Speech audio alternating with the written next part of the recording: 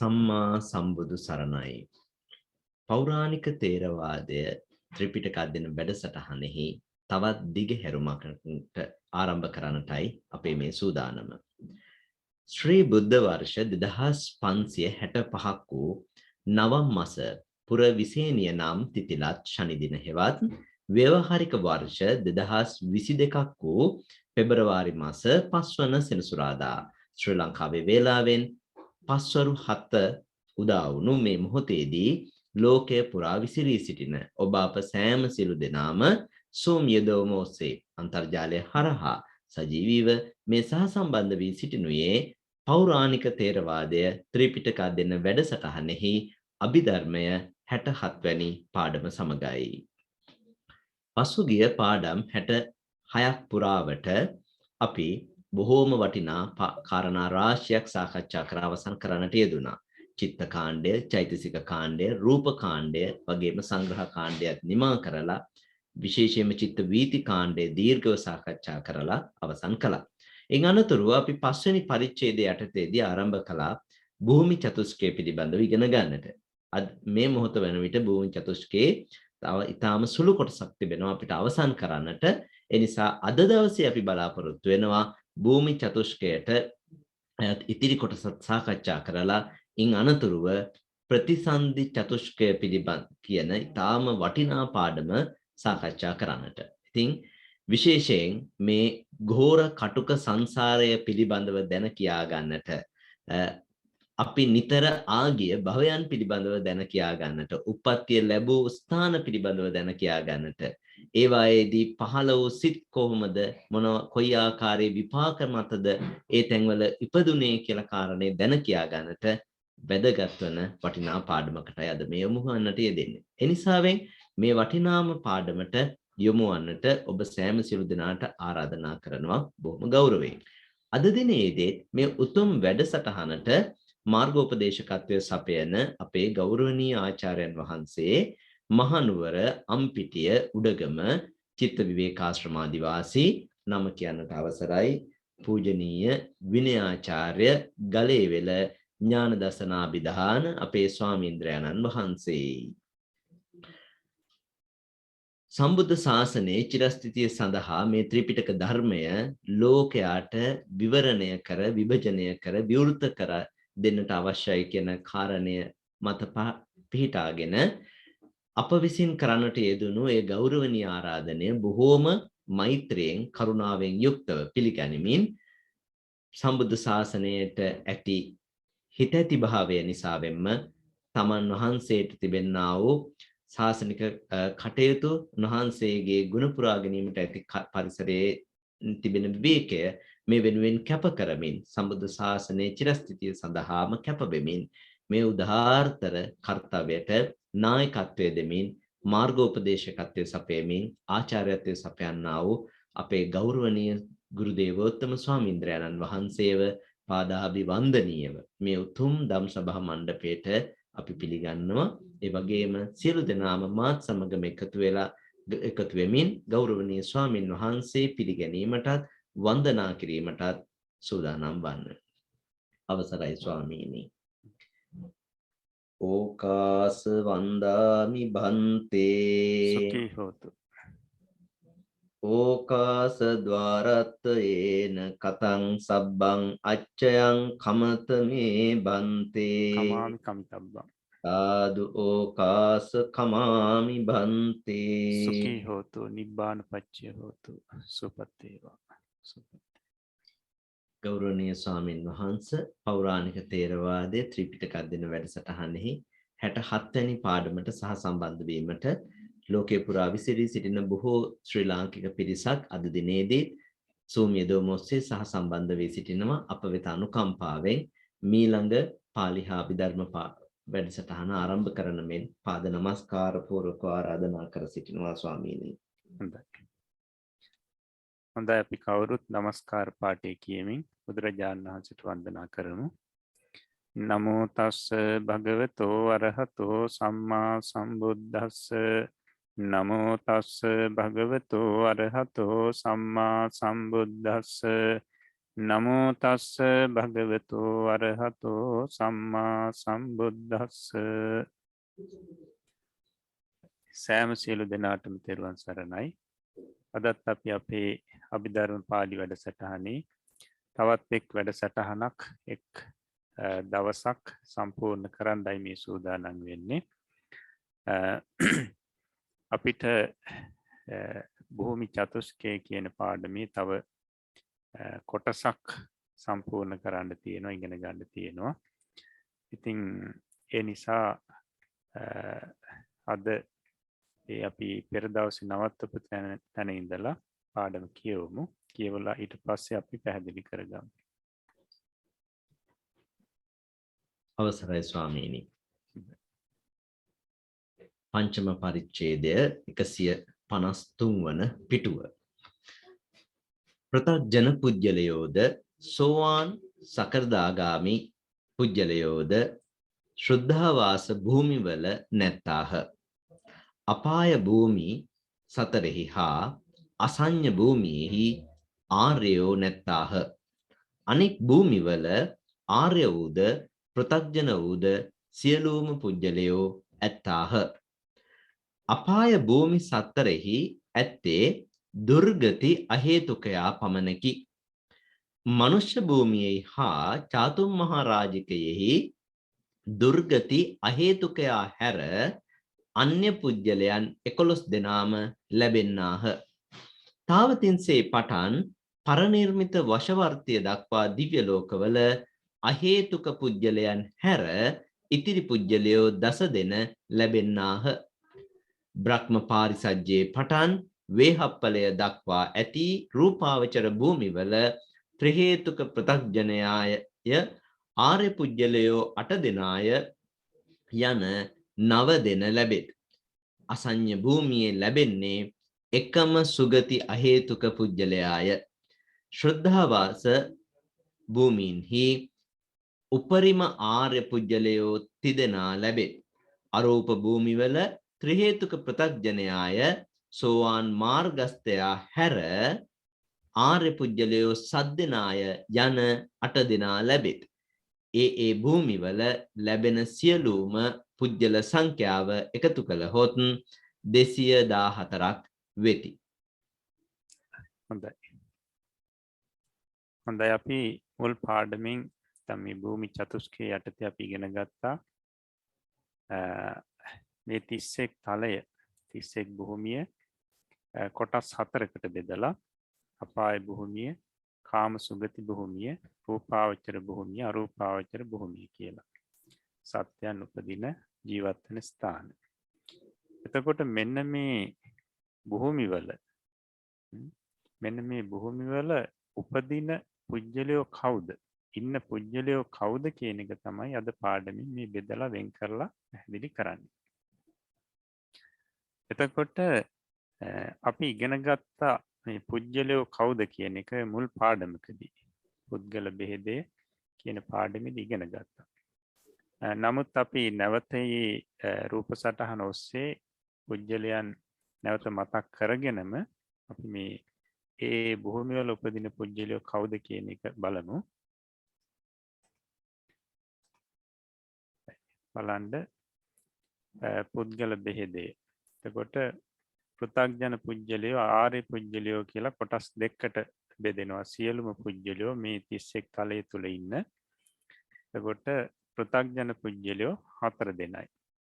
අන්න දුර්ගති අහේතුක පුජ්‍යලයා, සුගති අහේතුක පුජ්‍යලයා, ද්වි හේතුක පුජ්‍යලයා සහ ත්‍රි හේතුක පුජ්‍යලයා කියලා. ඊට පස්සේ ආර්ය පුජ්‍යලයෝ 8 දෙනයි. අන්න සෝවාන් මාර්ගස්ත පුජ්‍යලයා, සෝවාන් ඵලස්ත පුජ්‍යලයා, සකෘදාගාමි මාර්ගස්ත පුජ්‍යලයා, සකෘදාගාමි ඵලස්ත පුජ්‍යලයා, අනාගාමි මාර්ගස්ත පුජ්‍යලයා, අනාගාමි ඵලස්ත පුජ්‍යලයා, අරිහත් මාර්ගස්ත පුජ්‍යලයා, අරිහත් ඵලස්ත පුජ්‍යලයා කියලා.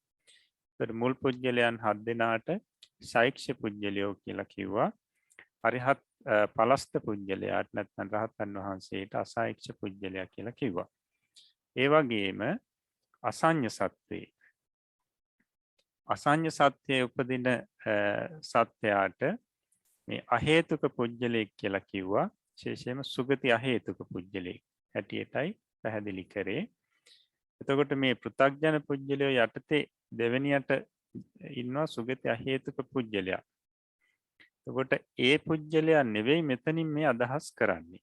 අසඤ්ඤ සත්‍යයේ ඉන්න සුගති අහේතුක පුජ්‍යලයයි ඔය පෘථග්ජන පුජ්‍යලයෝ යටතේ ඉන්න සුගති අහේතුක පුජ්‍යලයයි කියන දෙන්න වෙනස්. සුගති අහේතුක පුජ්‍යලය පෘථග්ජන පුජ්‍යලයෝ යටතේ සුගති අහේතුක පුජ්‍යලයා කියලා කියන්නේ පුජ්‍යලයාගේ උත්පත්ති සිතේ එකම හේතුවක්වත් යෙදිලා නැති නිසායි. කියන්නේ කුසල විපාක අහේතුක උපේක්ඛා සහගත සම්පීර්ණ සිතෙන් උපන්න අය තමයි සුගති අහේතුක පුජ්‍යලයෝ කියන්නේ. එතකොට එතන අහේතුක වෙන්න හේතුව උප්පත්ති සිතේ හේතු නාමයෙන් හඳුන්වන එකම හේතුවක්වත් නොයදීම. මෙතනදී අසඤ්ඤ පුජ්‍යලයට සුගති අහේතුක පුජ්‍යලයා කියලා කියනවා. ඒ කියන්නේ අර පෘථග්ජන පුජ්‍යලයෝ යටතේ සුගති අහේතුක පුජ්‍යලයාගේ පුජ්‍යලයට ඒ සුගති අහේතුක පුජ්‍යලයා කියන්න යෙදුණු හේතුව නිසා නෙවෙයි. මෙතනදී මේ අසඤ්ඤ පුජ්‍යලයාට මේ ඒ භවයේදී සිතක් පහළ වෙන්නේ නැහැ. එතකොට සිතක් පහළ නොවන නිසා හේතු පහළ වෙන්න විදියක් නැහැ. මේ හේතු පහළ වෙන්න අවස්ථාවක් නැහැ. මොකද හිතක් පහළ නොවන නිසා. නමුත් හිතක් පහළ වෙනවා නම් අනිවාර්යෙන් ත්‍රි හේතුක පුජ්‍යලයක්. එතකොට මේ අසඤ්ඤ පුජ්‍යලයටත් සුගති අහේතුක පුජ්‍යලයක් කියලා කියනවා. එතකොට මේ දෙන්නගේ තියෙන වෙනස බොහොම මේ හොඳින් පැහැදිලි කරගන්න ඕනි. ඒක වෙන් කරලා දැනගන්න ඕනි. හොඳයි එතකොට බලන්න පුජ්‍යලයෝ 12 දෙනා. එතකොට මෙතන මේ අසඤ්ඤ පුජ්‍යලයක් සුගති අහේතුක පුජ්‍යලයක්. ඔහු අර පෘථග්ජන පුජ්‍යලයෝ යටතේ සුගති අහේතුක පුජ්‍යලයා කියන කාණ්ඩෙටම මේ ඒ යටතේ ඊටම ඇතුළත් කරලා තමයි මෙතන පුජ්‍යලයෝ 12 දෙනෙක් කියලා දක්වලා තියෙන්නේ. නමුත් මේ දෙන්නගේ වෙනස බොහොම හොඳින් අපි බෙදා වෙන් කරලා දැනගන්න ඕනේ. හොඳයි. එතකොට මෙන්න මේ පුජ්‍යලයන් 12 දෙනා මේ පුජ්‍යලයන් 12 දෙනා කොයි තැන්වලද උපදින්නේ කියන එක මේ මෙතනදී පැහැදිලි කරනවා. අපි පාඩමට නැවත යොමු වෙමු. බලන්න පෘථග්ජන පුජ්‍යලයෝද සෝවාන් සකෘදාගාමි පුජ්‍යලයෝද සුද්ධාවාස භූමිය වල නැත්තාහ. පෘථග්ජන පුජ්‍යලයොත් සෝවාන් සකෘදාගාමි පුජ්‍යලයොත් සුද්ධාවාස භූමිය වල නැහැ. එතකොට අපාය භූමි සතරේ හා අසඤ්ඤ භූමිය ආර්යෝ නැත්තාහ. අපාය භූමි හතරෙත් මේ අසඤ්ඤ භූමියෙත් ආර්යයන් වහන්සේලා නැහැ. අනික් භූමිවල ආර්ය වූද පෘථග්ජන වූද සියලුම පුජ්‍යලයෝ ඇත්තාහ. ඒ හැර අනිත් භූමිවල අරූපාවචර ඊට පස්සේ රූපාවචර සසු බ්‍රහ්ම ලෝකවල ඊට පස්සේ කාම ලෝකේ තන් මනුෂ්‍ය ලෝකයේ සහ දිව්‍ය ලෝක 6 මෙන්න මේ තැන්වල ආර්ය වූත් පෘථග්ජන වූත් පුජ්‍යලයෝ සුදුසු පරිදි ඉන්නවා. එතකොට ඒ සම්බන්ධයෙන් තවදුරටත් පැහැදිලි කරනවා පාඩමේ. අන්න අපාය භූමි සතරේ ඇත්තේ දුර්ගති අහේතුකයා පමණකි. අපාය භූමි හතරේ ඉන්නේ දුර්ගති අහේතුකයා පමණයි. දුර්ගති අහේතුක පුජ්‍යලයෝ පමණයි අපාය භූමි හතරේ ඉන්නේ. මනුෂ්‍ය භූමියේ හා චාතුරු මහා රාජකීය දුර්ගති අහේතුක හැර අන්‍ය පුජ්‍යලයන් 11 දෙනාම ලැබෙන්නාහ. මනුෂ්‍ය භූමියේත් චාතුරු මහා රාජකීය කියන මෙන්න මේ භූමි දෙකේ දුර්ගති අහේතුක පුජ්‍යලය හැර ඉතුරු 11 දෙනාම ලැබෙනවා. මතක තියාගන්න සුගති අහේතුක පුජ්‍යලය ද්වි හේතුක ත්‍රි හේතුක ඊට පස්සේ ආර්ය පුජ්‍යලයන් 8 දෙනා. ඒකට 11 දෙනෙක්. ඊළඟට තාවතින්සේ පටන් පරිනිම්මිත වසවර්තිය දක්වා දිව්‍ය ලෝකවල අහේතුක පුජ්‍යලයන් හැර ඉතිරි පුජ්‍යලයෝ 10 දෙනා ලැබෙන්නාහ. එතකොට තවතිස්සාවේ ඉඳලා පරිනිම්මිත වසවර්තිය දක්වා තියෙන මෙන්න මේ දිව්‍ය ලෝක පහේ අහේතුක පුජ්‍යලයන් හැර ඊළඟට ද්වි හේතුක පුජ්‍යලයා ත්‍රි හේතුක පුජ්‍යලයා ආර්ය පුජ්‍යලයන් 8 දෙනා කියන මේ 10 දෙනා ඉන්නවා ලැබෙනවා පහළ වෙනවා. බ්‍රහ්ම පාරිසජ්ජයේ පටන් වේහප්පලේ දක්වා ඇති රූපාවචර භූමිය වල ත්‍රි හේතුක පෘථග්ජනයාය ආර්ය පුජ්‍යලය 8 දෙනා යන 9 දෙනා ලැබේ. බ්‍රහ්ම පාරිසජ්ජයේ පටන් වේහප්පලේ දක්වා තියෙන මෙන්න මේ බ්‍රහ්ම ලෝක 10යි. රූපාවචර බ්‍රහ්ම ලෝක 10යි ත්‍රි හේතුක පුජ්‍යලයත් ඊට පස්සේ ආර්ය පුජ්‍යලය 8 දෙනාක් කියන මේ පුජ්‍යලයන් 9 දෙනා ලැබෙනවා. නැත්නම් 15 වෙනවා. ඉන්නවා. අසඤ්ඤ භූමියේ ලැබෙන්නේ එකම සුගතිය හේතුක පුජ්‍යලයයි. ඒක අසඤ්ඤ භූමියේ ඉන්නේ නැත්නම් ලැබෙන්නේ එකම මේ සුගතිය හේතුක පුජ්‍යලයක්. අපි අර මුලින් පැහැදිලි කරපු පුජ්‍යලයක්. චුද්ධාවාස භූමීන්හි උපරිම ආරි පුජ්‍යලයන් තිදෙනා ලැබේ. චුද්ධාවාස භූමිය වල ඉන්නේ උපරිම ආරි පුජ්‍යලයන් 3 දෙනා. ඒ කියන්නේ අනාගාමි පලස්ත මේ අරහත් මාර්ගස්ත සහ අරියත් පලස්ත කියන මේ පුජ්‍යලයන් 3 දෙනා.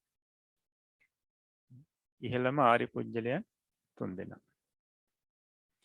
අරූප භූමිය වල ත්‍රි හේතුක පෘථග්ජනයාය සෝවාන් මාර්ගස්ත්‍යා හැර ආර්ය පුජ්‍යලයන් 7 දෙනා යන 8 දෙනා ලැබේ. එතකොට අහේතුක මේ අරූප භූමිය වල ලැබෙන්නේ මේ ත්‍රි හේතුක පෘථග්ජන පුජ්‍යලයත් සෝවාන් මාර්ගස්ත පුජ්‍යලයා හැර ඉතුරු ආර්ය පුජ්‍යලයන් 7 දෙනා කියන මේ 8 දෙනා. ඒ භූමිය වල ලැබෙන සියලුම පුජ්‍යල සංඛ්‍යාව එකතු කළහොත් 214 දෙනෙක් වෙති. එතකොට එක එක භූමියට පුජ්‍යලයන් වෙන් කරලා අපි ගත්තොත් අපි මනුෂ්‍ය ලෝකයේ පුජ්‍යලයන් කී දෙනයිද? දිව්‍ය ලෝකයේ කී දෙනයිද? මේ චාතුරු මහරජකී කී දෙනයිද? තාවතින්සේ කී දෙනයිද ලැබෙන්නේ කියලා මෙහෙම වෙන් වෙන් කරලා පුජ්‍යලයන් අරගෙන එකතු කරොත් ඔක්කොම 214 දෙනෙක් වෙනවා. හොඳයි. ওই කාරණාව අපි රූප සටහනක් ඔස්සේ තවදුරටත් පැහැදිලි කරගමු.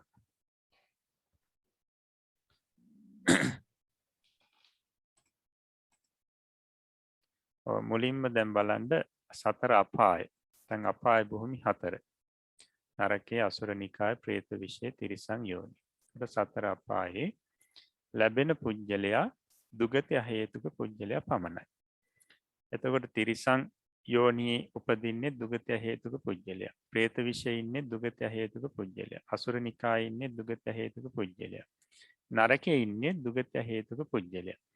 එතකොට භූමි 4ට අපාය 4ට පුජ්‍යලය 4 දෙනා විදිහට අපි වෙන් කරොත් සතර අපායේ පුජ්‍යලයන් 4 දෙනයි. ඒකයි අර ඉස්සරහා දාලා තියෙන්නේ 4. හොඳයි. ඊළඟට මනුෂ්‍ය ලෝකය,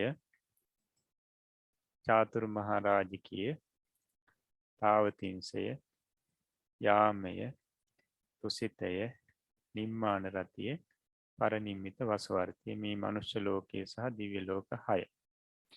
අපි බලමු. දැන් පාඩමේ පැහැදිලි කරා චාතුරු මහරජකීය සහ මනුෂ්‍ය ලෝක කියන දෙකේ තමයි මේ සුගති අහේතුකයා ලැබෙන්නේ. සුගති අහේතුකයා ඉන්නේ චාතුරු මහරජකීය සහ මනුෂ්‍ය ලෝකයේ පමණයි. ඒ නිසා ඒ ලෝක දෙකට පමණයි පොදු වෙන්නේ මේ සුගති අහේතුක පුජ්‍යලය. වෙන කිසිම භූමියක පහළ වෙන්නේ නැහැ. එතකොට සුගති අහේතුක පුජ්‍යලයත් ඊට පස්සේ තව පුජ්‍යලයෝ 10 දෙනෙකුත් මේ චාතුරු මහරජකීය සහ මනුෂ්‍ය ලෝක කියන දෙකේ පහළ වෙනවා ලැබෙනවා කියලා පැහැදිලි කරා. අපි බලමු ඉතුරු 10 දෙනා කවුද කියලා. බලන්න ද්වි හේතුක පුජ්‍යලයා, ත්‍රි හේතුක පෘථග්ජන පුජ්‍යලයා, සෝවාන් මාර්ගස්ත පුජ්‍යලයා, සෝවාන් පලස්ත පුජ්‍යලයා, සකෘදාගාමි මාර්ගස්ත පුජ්‍යලයා, සකෘදාගාමි පලස්ත පුජ්‍යලයා, අනාගාමි මාර්ගස්ත පුජ්‍යලයා, අනාගාමි පලස්ත පුජ්‍යලයා, අරිහත් මාර්ගස්ත පුජ්‍යලයා, අරිහත් පලස්ත පුජ්‍යලයා. එතකොට මෙතන 10 දෙනයි සුගති හේතුක පුජ්‍යලයාත් එක්ක 11යි. මෙන්න මේ 11 දෙනා තමයි චාතුරු මහරජකීය සහ මනුෂ්‍ය ලෝක. මනුෂ්‍ය ලෝකයේ කියන මේ භූමි දෙකේ ලැබෙන්නේ. ඊළඟට තාවතින්සේ, යාමී, තුසිතේ, නිම්මාන රතිය, පරනිම්මිත වසවර්තිය කියන මේ දිව්‍ය ලෝක 5 ලැබෙන්නේ පුජ්‍යලයන් 10 දෙනයි.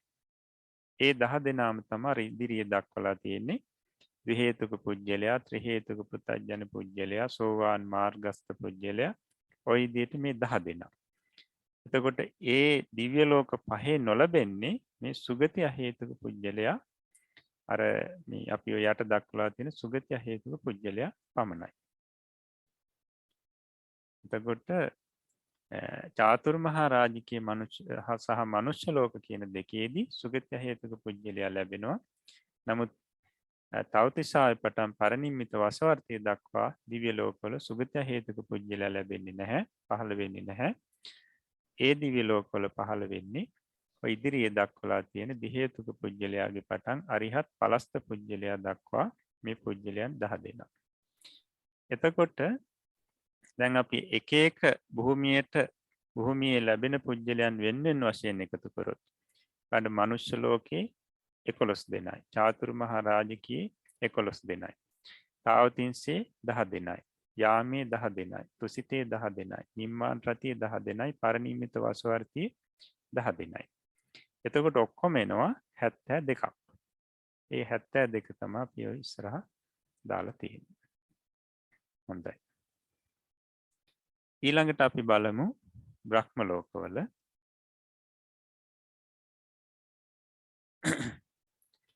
බලන්න බ්‍රහ්ම පාරිසජ්‍ය, බ්‍රහ්ම පුරෝහිතේ, මහා බ්‍රහ්මේ, නිරූපාවචර බ්‍රහ්ම ලෝක. ඊළඟට පරිත්තාභේ, අපමානාභේ, ආභාසරේ. ඊළඟට පරිත්ත සුභේ, අපමාන සුභේ, සුභකින්නකය. ඊළඟට වේහප්පලේ, අසඤ්ඤ සත්‍යේ. එතකොට දැන් බලන්න මෙතන අසඤ්ඤ සත්වයේ හැර අපි ඉතුරු රූපාවචර බ්‍රහ්ම ලෝක බැලුවොත් බ්‍රහ්ම ලෝක තියෙනවා 10ක්. වේහප්පලේ දක්වා බ්‍රහ්ම ලෝක 10යි. බ්‍රහ්ම පාරිසජ්ජේ පටන් වේහප්පලේ දක්වා. අපි ඉතුරු බ්‍රහ්ම ලෝකත් බලමු ඉදිරියට.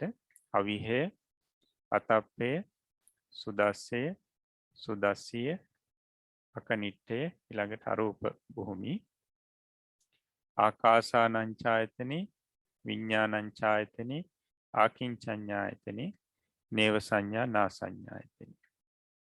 හොඳයි. මේ 15ම රූපාවචර බ්‍රහ්ම ලෝක 10 ලැබෙන පුජ්‍යලයන් කවුද කියලා අපි බලමු. ඒකට මේ අසඤ්ඤ සත්‍යේ හැර ඒ පහළ තියෙන බ්‍රහ්ම ලෝක 10යි. ත්‍රි හේතුක පෘථග්ජන පුජ්‍යලයා, සෝවාන් මාර්ගස්ත පුජ්‍යලයා, සෝවාන් පලස්ත පුජ්‍යලයා, සකෘදාගාමි මාර්ගස්ත පුජ්‍යලයා, සකෘදාගාමි පලස්ත පුජ්‍යලයා, අනාගාමි මාර්ගස්ත පුජ්‍යලයා, අනාගාමි පලස්ත පුජ්‍යලයා, අරිහත් මාර්ගස්ත පුජ්‍යලයා, අරිහත් පලස්ත පුජ්‍යලයා. ඒතකොට පාඩම මේකයි පැහැදිලි කරේ. ත්‍රි හේතුක පෘථග්ජන පුජ්‍යලයා සහ ආර්ය පුජ්‍යලයන් 8 දෙනා කියන මේ 9 දෙනා තමයි මෙන්න මේ රූපාවචර බ්‍රහ්ම ලෝක 10 ලැබෙන්නේ. එතකොට එක බ්‍රහ්ම ලෝකයට දැන් බ්‍රහ්ම පාරිසජ්ජේ ඔය 9 දෙනා පහළ වෙන්න පුළුවන්. ඊට පස්සේ බ්‍රහ්ම පුරෝහිතේත් ඔය 9 දෙනා, මහා බ්‍රහ්මයේත් ඔය 9 දෙනා. ඔය විදිහට මේ බ්‍රහ්ම ලෝක 10ට මේ 9 දෙනා වෙන් කරලා ගත්තොත් එතකොට අපිට සම්පූර්ණ ගණන එනවා 90ක්. එතකොට මේ බ්‍රහ්ම ලෝක 10 මේ 9 දෙනා ඉන්න පුළුවන්. එතකොට සියල්ලම පුජ්‍යලයන් වශයෙන් 90ක් එනවා. පුජ්‍යලය 90 දෙනෙක්. ඊළඟට අසඤ්ඤ සත්‍යේ. අසඤ්ඤ සත්‍යේ ලැබෙන්නේ එකම සුගති අහේතුක පුජ්‍යලයා පමණයි. ඒ කියන්නේ අහේතුක කියලා කියන්නේ හිතක් පහළ වෙන්නේ නැති නිසා හේතු එකක්වත් පහළ වෙලා නැහැ. නමුත් හිත පහළ වුණා නම් ත්‍රි හේතුක පුජ්‍යලේ. සාසඤ්ඤ සත්‍යේ උපදින්නේ පංචම ධ්‍යානයේ යම් ආකාරයකට උපදවගත්තු පුජ්‍යලිය. හොඳයි. ඊළඟට සුද්ධාවාස බ්‍රහ්ම ලෝක 5. අවිහි, අතප්ප, සුදස්ස, සුදස්සි, අකනිට්ඨේ. මෙන්න මේ බ්‍රහ්ම ලෝක 5 පහළ වෙනවා නැත්නම් ලැබෙන්නේ උපරිම ආර්ය පුජ්‍යලයන් 3 දෙනා පමණයි කිව්වා. ඒ කියන්නේ අරිහත් පලස්ත පුජ්‍යල, අනාගාමි පලස්ත පුජ්‍යලයා, අරිහත් මාර්ගස්ත පුජ්‍යලයා, අරිහත් පලස්ත පුජ්‍යලයා කියන මේ 3 දෙනා. එතකොට අනාගාමී සහ රහතන් වහන්සේලා තමයි මේ ශුද්ධාවාස බ්‍රහ්ම ලෝක පහේ ඉන්නේ. එතකොට ඒකයි පැහැදිලි කරේ පෘථග්ජන පුජ්‍යලයවත් ඊට පස්සේ සෝවාන් සකදාගාමි පුජ්‍යලයවත් මේ ශුද්ධාවාස බ්‍රහ්ම ලෝකවල නොලබෙනවා කියලා. එතකොට බලන්න අවිහේ මේ අනාගාමි පලස්ත පුජ්‍යලය, අරිහත් මාර්ගස්ත පුජ්‍යලය, අරිහත් පලස්ත පුජ්‍යලයා කියන මේ තුන් දෙනා ඉන්න පුළුවන්. ලැබෙනවා. අතප්පෙත් එහෙමයි, සුදස්සෙත් එහෙමයි, සුදස්සියෙත් එහෙමයි, අකනිටාවෙත් එහෙමයි. එතකොට එක බ්‍රහ්ම ලෝකයකට තුන් දෙනා බැගින් ගත්තොත් බ්‍රහ්ම ලෝක පහට පුජ්‍යලයෝ 15 දෙනෙක් ලැබෙනවා. ඒකයි අර ඉදිරියේ දාලා තියෙන 15. ඊළඟට අපි බලමු අරූප ලෝක. බලන්න මේ අරූප ලෝක හතරේ ලැබෙන පුජ්‍යලයෝ. ත්‍රි හේතුක පෘථග්ජන පුජ්‍යලයා, සෝවාන් පලස්ත පුජ්‍යලයා, සකෘදාගාමි මාර්ගස්ත පුජ්‍යලයා, සකෘදාගාමි පලස්ත පුජ්‍යලයා, අනාගාමි මාර්ගස්ත පුජ්‍යලයා, අනාගාමි පලස්ත පුජ්‍යලයා, අරිහත් මාර්ගස්ත පුජ්‍යලයා, අරිහත් පලස්ත පුජ්‍යලයා. එතකොට 8 දෙනෙක් ලැබෙනවා. ත්‍රි හේතුක පෘථග්ජන පුජ්‍යලයා, ඊළඟට සෝවාන් මාර්ගස්ත පුජ්‍යලයා හැර ඉතුරු ආර්ය පුජ්‍යලයන් 7 දෙනා. මොකද සෝවාන් මාර්ගස්ත පුජ්‍යලයා අරූප භූමිය වල පහළ වෙන්නේ නැහැ කියන එක අපි මුලින් පාඩමකදී ඉගෙන ගත්තා. එතකොට බලන්න එක අරූපාවචර භූමියකට පුජ්‍යලයෝ 8 දෙනා බැගින් අරූපාවචර භූමි මෙතන තියෙනවා 4ක්. එතකොට බලන්න 32ක්. පුජ්‍යලයෝ 32ක් ලැබෙනවා මෙන්න මේ අරූප භූමිවල. පුජ්‍යලයෝ 32ක්. එතකොට මේ සියලු දෙනාම එකතු කරලා අපි ගත්තොත් මුලින් අපිට 72ක් ලැබුණා, ඊට පස්සේ 4යි, මෙතන 90යි, 1යි, 15යි, 32යි. එකතු කරාම සියල්ලම 214ක් පුජ්‍යලයෝ සම්පූර්ණ අපිට ලැබෙනවා. හොඳයි.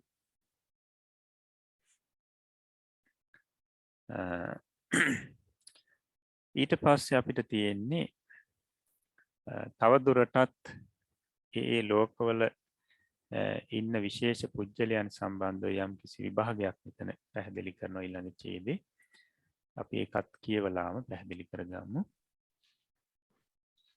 අවසරයි ස්වාමීනි.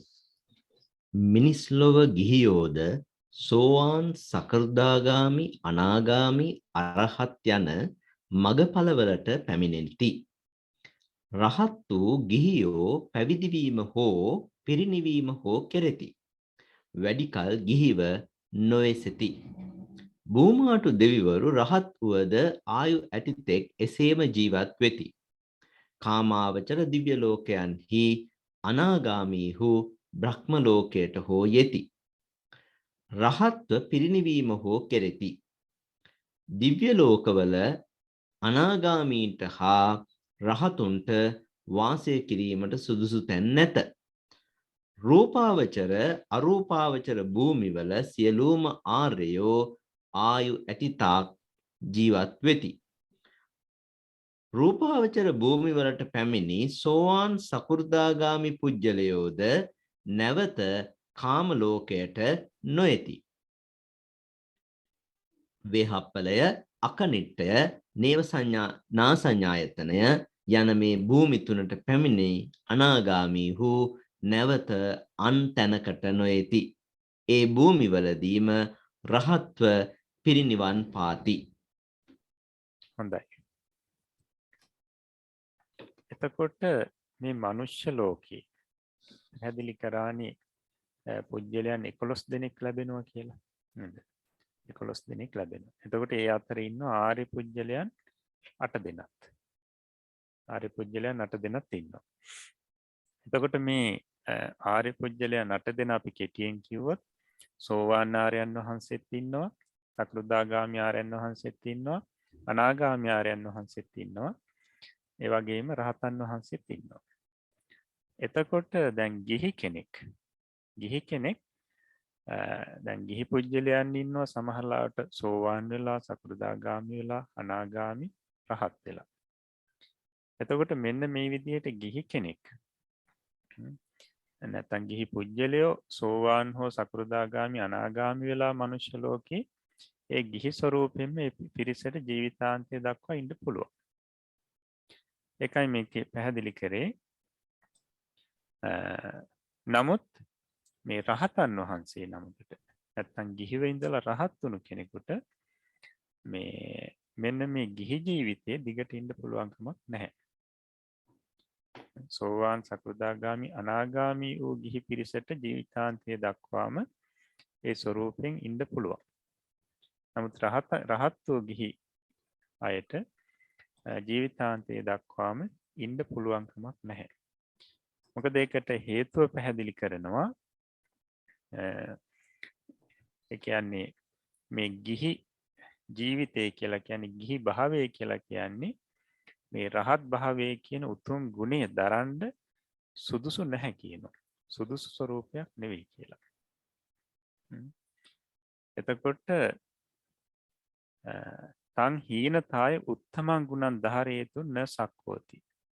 මේ ගිහි භාවය කියන එක බොහොම හීනයි.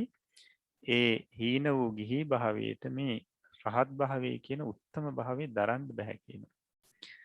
ඒ නිසා ඒ පිරිස එක්ක පැවිදි වෙනවා. එහෙම නැත්නම් පිරිනිවීම හෝ පිරිනුවන් පෑම හෝ සිදු වෙනවා කියලා කියනවා. කෙරෙනවා කියලා කියනවා. වැඩි කල ගිහිව නොවැසිති. වැඩි කාලයක් ගිහිව ඉන්න බෑ කියලා කියනවා. ඉන්නේ නැහැ. හොඳයි. ඊට පස්සේ බොහෝමාටු දෙවිවරු රහත් වුවද ආයු ඇතිතෙක් එසේම ජීවත් වෙති. ඒතර බොහෝමාටු දෙවිවරු ඔය මනුෂ්‍ය පතේ ඇසුරු කරගෙන ඉන්නවනේ දෙවිවරු මනුෂ්‍ය ලෝකේ. එතකොට වෘක්ෂ දේවතාවෝ වේවා, ඊට පස්සේ පර්වතවල ඉන්නවා. එතකොට මෙන්න මේ දෙවිවරු අතරින් යම්කිසි කෙනෙක් රහත් වුණොත් ඒ ජීවිතේම නැත්නම් ඒ දිව්‍ය ආත්ම භාවයේම අවසානයේ දක්වා ඉන්න පුළුවන්. ඒකයි පැහැදිලි කරන්නේ භූමාටු දෙවිවරු රහත් වූද ආයු ඇතිතෙක් එසේම ජීවත් වෙති. ඒ ස්වરૂපයෙන්ම ආයුෂ වෙනකන් ඉන්න පුළුවන්, ජීවත් වෙනවා. කාමාවචර දිව්‍ය ලෝකයන්හි අනාගාමී හෝ බ්‍රහ්ම ලෝකයට හෝ යති. ඒතර කාමාවචර දිව්‍ය ලෝක චාතුරු මහරජිකේ පටන්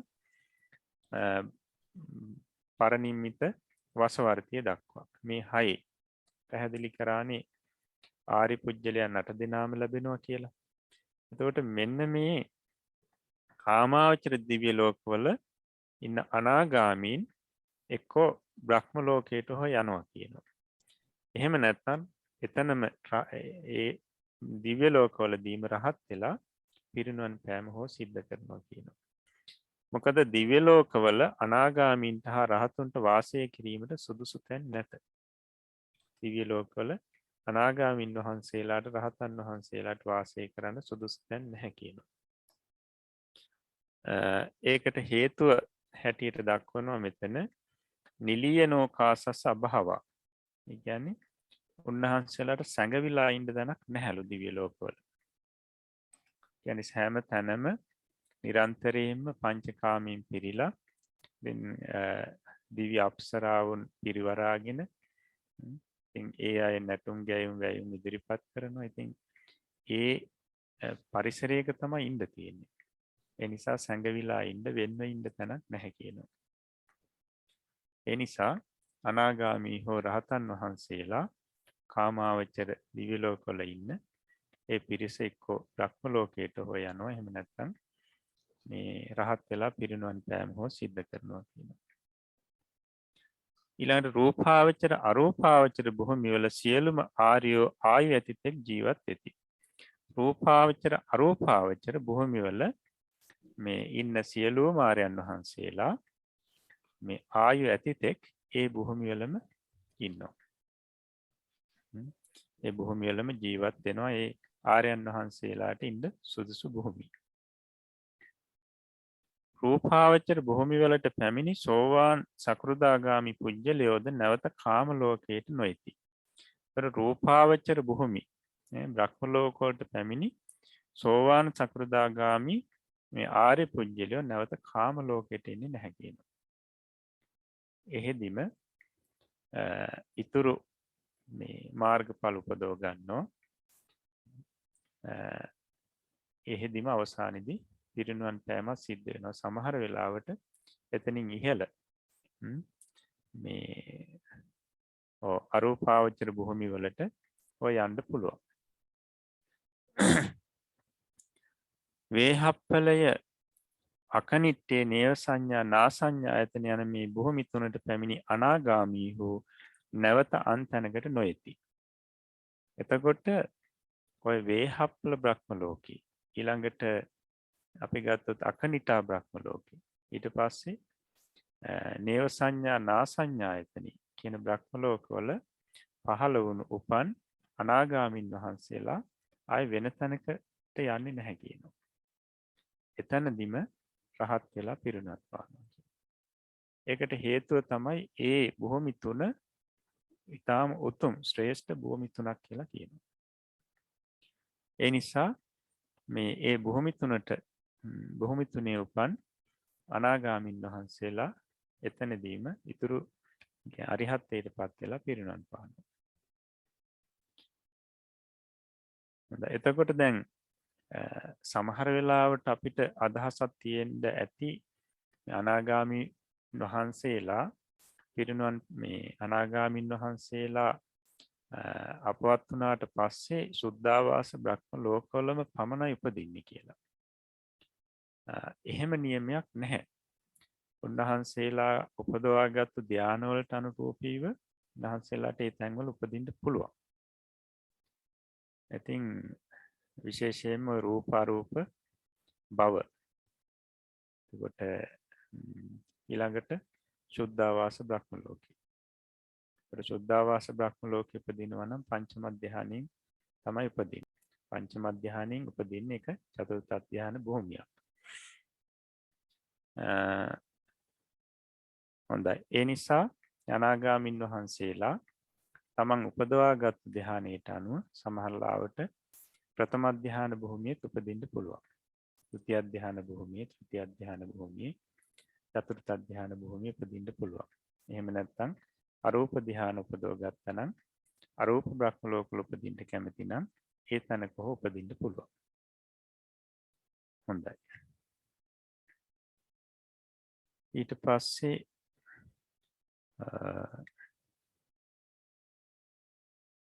අපිට තියෙන්නේ අලුත් පාඩමක් ප්‍රතිසන්දි චතුස්කය කියන පාඩම. හොඳයි. මේ පාඩමක් කියන්නකෝ. අවසරයි ස්වාමීනි. මහාචාර්ය රේරුකාණේ චන්දවිමලාභිදාන මහානායක ස්වාමීන්ද්‍රයන්න් වහන්සේ විසින් සම්පාදිත අභිධර්ම මාර්ගය මහා නර්ග ග්‍රන්ථ රත්නෙහි 5 වෙනි පරිච්ඡේදය 3 වන පාඩම ප්‍රතිසන්දි චතුෂ්කය. අපාය ප්‍රතිසන්දිය, කාම සුගති ප්‍රතිසන්දිය, රූපාවචර ප්‍රතිසන්දිය, අරූපාවචර ප්‍රතිසන්දිය කියා ප්‍රතිසන්දි 4කි. අපාය ප්‍රතිසන්දි 1කි. එනම් අකුශල විපාක උපේක්ෂා සහගත සම්තිරණ චිත්තය මරණාසන්න කාලයේදී අකුශල කර්මයක් හෝ අකුශල කර්ම නිමිත්තක් හෝ අපාය ගති නිමිත්තක් හෝ වැටහුණා වූ සත්වයාට චුතිචිත්ත නම් වූ වර්තමාන භවයේ අන්තිම සිත නිරුද්ධ වනු සමගම මරණාසන්නයේ වැටහුණු දෙය අරමුණු කරමින් අකුශල විපාක උපේක්ෂා සහගත සම්තිරණ චිත්තය අපාය භූමියේ පහළ වේ. ඒ සිත පහළ වීමම ඒ සත්වයා අපායෙහි ඉපදීමය, අපායට යාමය, චුති චිත්තයට අනතුරුවම මැරෙන සත්වයාගේ සිත් වලටම අයත්ව උපන්නා වූ ඒ චිත්තය නිසා අතීත භවය හා වර්තමාන අපාය භවයත් සම්බන්ධ වේ. එබැවින් ඒ සිතට ප්‍රතිසන්දිසිතයයි කියනු ලැබේ. ඒ සත්වයාට ඉන්පසු ප්‍රතිසන්දියේදී ඇති වූ ඒ උපේක්ෂා සහගත සම්තිරණ චිත්තය ඒ අපාය භවයට අයත් සිත් පරම්පරාව නොසිඳී යන පරිදි නැවත නැවත ඇතිවන්නට පටන් ගනී. එසේ ඇතිවන කල්හි එයට භවාංග චිත්තයයි කියනු ලැබේ. භවයේ අන්තිම සිත වශයෙන් ඇතිවන්නේද ඒ සිතමය. මෙසේ අපාය භූමියේ උපදනා සත්වයනට අකුශල විපාකෝපේක්ෂා සහගත සන්තීරණ චිත්තය ප්‍රතිසන්දි භවාංග චුති වශයෙන් පවතී. එක් සත්වයෙකුට එක් භවයකදී ප්‍රතිසන්දිය වන්නේත් භවාංග චිත්තය වන්නේත් චුති චිත්තය වන්නේත් එකම සිතකි. කාම සුගති ප්‍රතිසන්දි නවයකි. කුශල විපාකෝපේක්ෂා සහගත සන්තීරණය මහා විපාක 8ය යන මේ සිත් 9 කාම සුගති ප්‍රතිසන්දි සිත්ය. හොඳයි. එතකොට ප්‍රතිසන්දි චතුස්කය ඊට අලුත් පාඩමක්. ප්‍රතිසන්දි චතුස්කය කියලා කියන්නේ මේ උත්පත්ති 4. ඒකට පැහැදිලි කරනවා අපාය ප්‍රතිසන්දිය, කාම සුගති ප්‍රතිසන්දිය, රූපාවචර ප්‍රතිසන්දිය, අරූපාවචර ප්‍රතිසන්දිය කියලා ප්‍රතිසන්දි 4යි. ප්‍රතිසන්දි 4යි. කියන්නේ උත්පත්ති 4යි. එතකොට අපාය උත්පත්තිය, කාම සුගතිය උත්පත්තිය, රූපාවචර උත්පත්තිය, අරූපාවචර උත්පත්තිය. තවත් ක්‍රමයකින් කියනවා නම් මේ විදිහට කියන්න පුළුවන්. මේ විදිහට උත්පත්ති ඉපදීම් 4ක් තියෙනවා. ඉපදීම් කොටස් 4කින් දක්වන්න පුළුවන්. එතකොට අපාය ප්‍රතිසන්දිය නැත්නම් අපාය උත්පත්ති එකයි තියෙන්නේ. එහෙම නැත්නම් අපාය ඉපදින්නේ ඉපදීමට හේතු වෙන්නේ එක සිතක්. අපාය ඉපදීම් වශයෙන් පහළ වෙන්නේ හැම සත්වයන්ටම එක හිතක්. ඒක තමයි අකුසල විපාක උපේක්ෂා සහගත සම්පීර්ණ සිත. හේතුක සිතක්. ඒ නිසා අපාය ප්‍රතිසන්දි එකයි තියෙන්නේ. එතකොට නිරේ ඉපදුනත් ඊට පස්සේ പ്രേත විශේෂ ඉපදුනත් මෙන්න මේ උපේක්ෂා සහගත සම්පීර්ණ සිතින් අකුසල විපාක සම්පීර්ණ සිතින් උපදීන්නේ. ඒ නිසා අපාය ප්‍රතිසන්දි එකයි. අපාය උත්පත්ති එකයි. එතකොට එය සිදුවෙන ආකාරය පැහැදිලි කරනවා. මේවා අපි කලිනුත් පැහැදිලි කරලා තියෙනවා පිරිසට. බලන්න මරණාසන්න කාලයේදී අකුසල කර්මයක් හෝ අකුසල කර්ම නිමිත්තක් හෝ අපාය ගති නිමිත්තක් හෝ වැටුණා වූ සත්‍යයට චුති චිත්තේ නම් වූ වර්තමාන භවයේ අන්තිම සිත නිරුද්ධ වුණු සමගම මරණාසන්නයේ වැටහුණු දේ අරමුණු කරමින් අකුසල විපාක උපේක්ෂා සහගත සම්පීර්ණ චිත්තය අපාය භූමියේ පහළ වේ. කියන්නේ අකුසල් කර්ම වැඩිපුර කරපු පුජ්‍යලයට මරණාසන්න කාලයේදී ඒ කරපු අකුසලයක් කියන්නේ කර්මයක් අකුසල කර්මයක්. ඒ කියන්නේ තමන් පෙර කරපු අකුසලයක් ඒ අකුසල් සිත නැත්නම් අකුසල් චේතනාව සිහිපත් වෙනවා. ඒකයි කියන්නේ කර්මයක් සිහිපත් වෙනවා කියලා. ඊට පස්සේ කර්ම නිමිත්තක්. ඒ කියන්නේ අපි සත්තු මරුවා නම් කෙනෙක් ඒ සත්තු මරන්න පාවිච්චි කරපු ආයුධ. එහෙම නැත්නම් සත්තු, එහෙම නැත්නම් සත්තුන්ගේ ඇටකටු.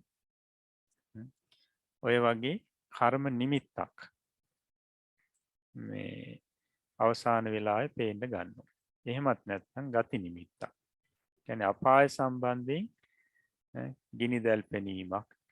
එහෙම නැත්නම් ඔය කැලා පෙනීම ආදී මේ විදිහට උපදින තැන සම්බන්ධයෙන් යම් සලකුණක් ගති නිමිත්තක් වෙන්න පුළුවන්.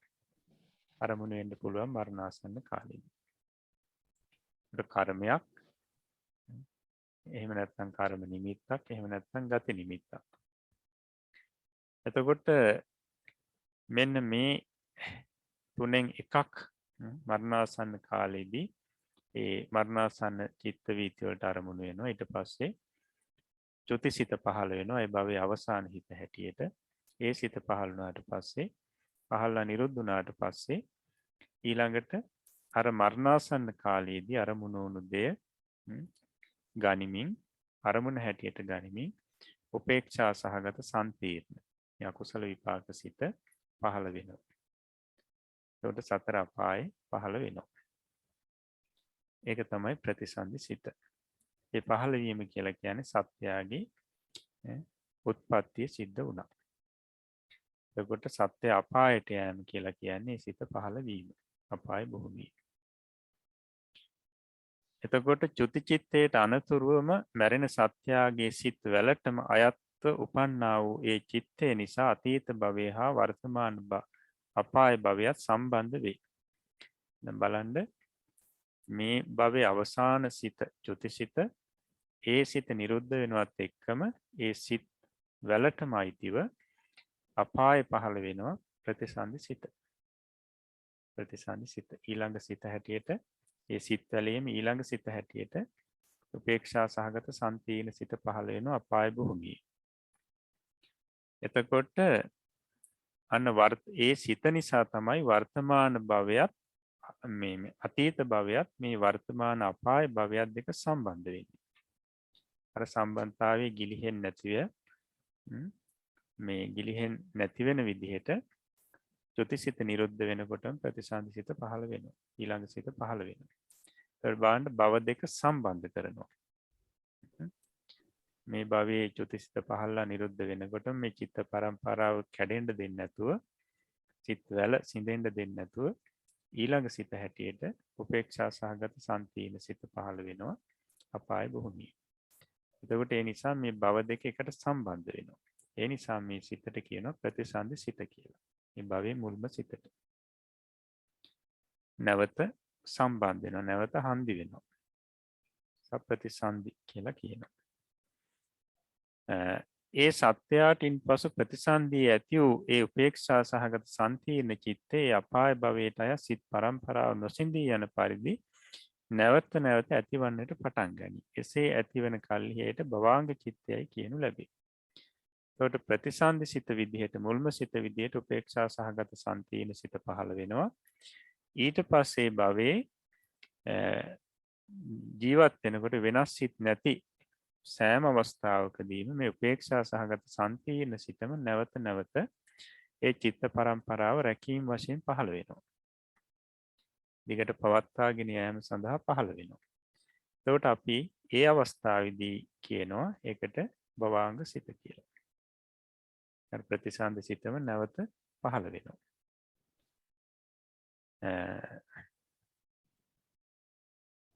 භවයේ අන්තිම සිත වශයෙන් ඇතිවන්නේද ඒ සිතමය. ඒ භවයේ අපාය භවයේ අවසාන හිත හැටියට ඇති වෙන්නේ ඔන්න උපේක්ෂා සහගත සන්තීන සිත. එතකොට අපි ඒකට කියන අවසාන සිත නිසා චුති සිත කියලා. භවයෙන් නික්මෙන සිත.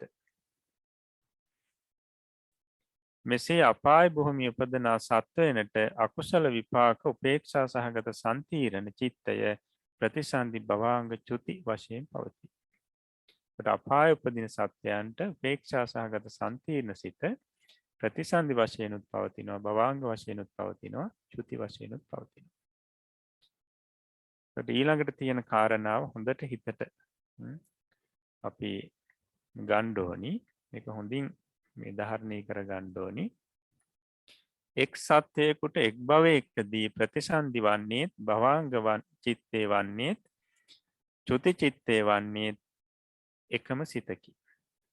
බලන්න එක් සත්වයකට එක් භවයකදී ප්‍රතිසන්දි සිත වෙන්නේ භවාංග සිත වෙන්නේ චුති සිත වෙන්නේ එකම සිතක්.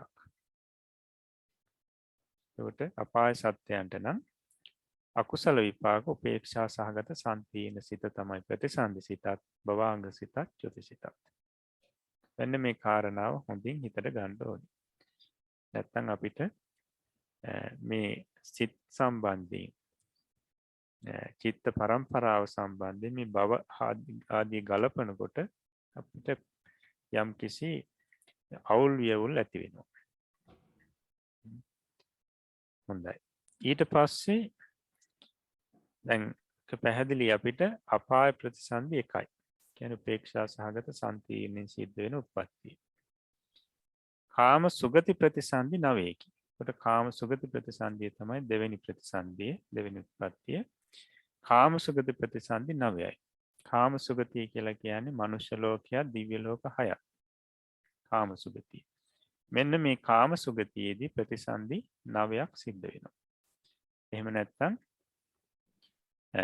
එහි ඉපදීම් වශයෙන් පහළ වෙනවා සිත් 9ක්. එක එක පුජ්‍යලයන්ට මේ සිත් 9න් එකක් පහළ වෙන්න පුළුවන්. එතකොට කුසල විපාක උපේක්ෂා සහගත සම්තිර්ණේ තමයි එක සිතක්. ඊළඟට මහා විපාක 8. මෙන්න මේ සිත් 9න් තමයි කාම සුගති භූමියේ ප්‍රතිසන්දි සිද්ධ වෙන්නේ. උත්පත්ති සිද්ධ වෙන්නේ. ඒ නිසා කියනවා කාම සුගති ප්‍රතිසන්දි 9යි කියලා. අපි ඒ කාරණාව බලමු රූප සටහනක් ඔස්සේ. මේ සිත් කාම සුගති ප්‍රතිසන්දි සිද්ධ වෙන සිත් මොනවද? ප්‍රතිසන්දි චතුෂ්කය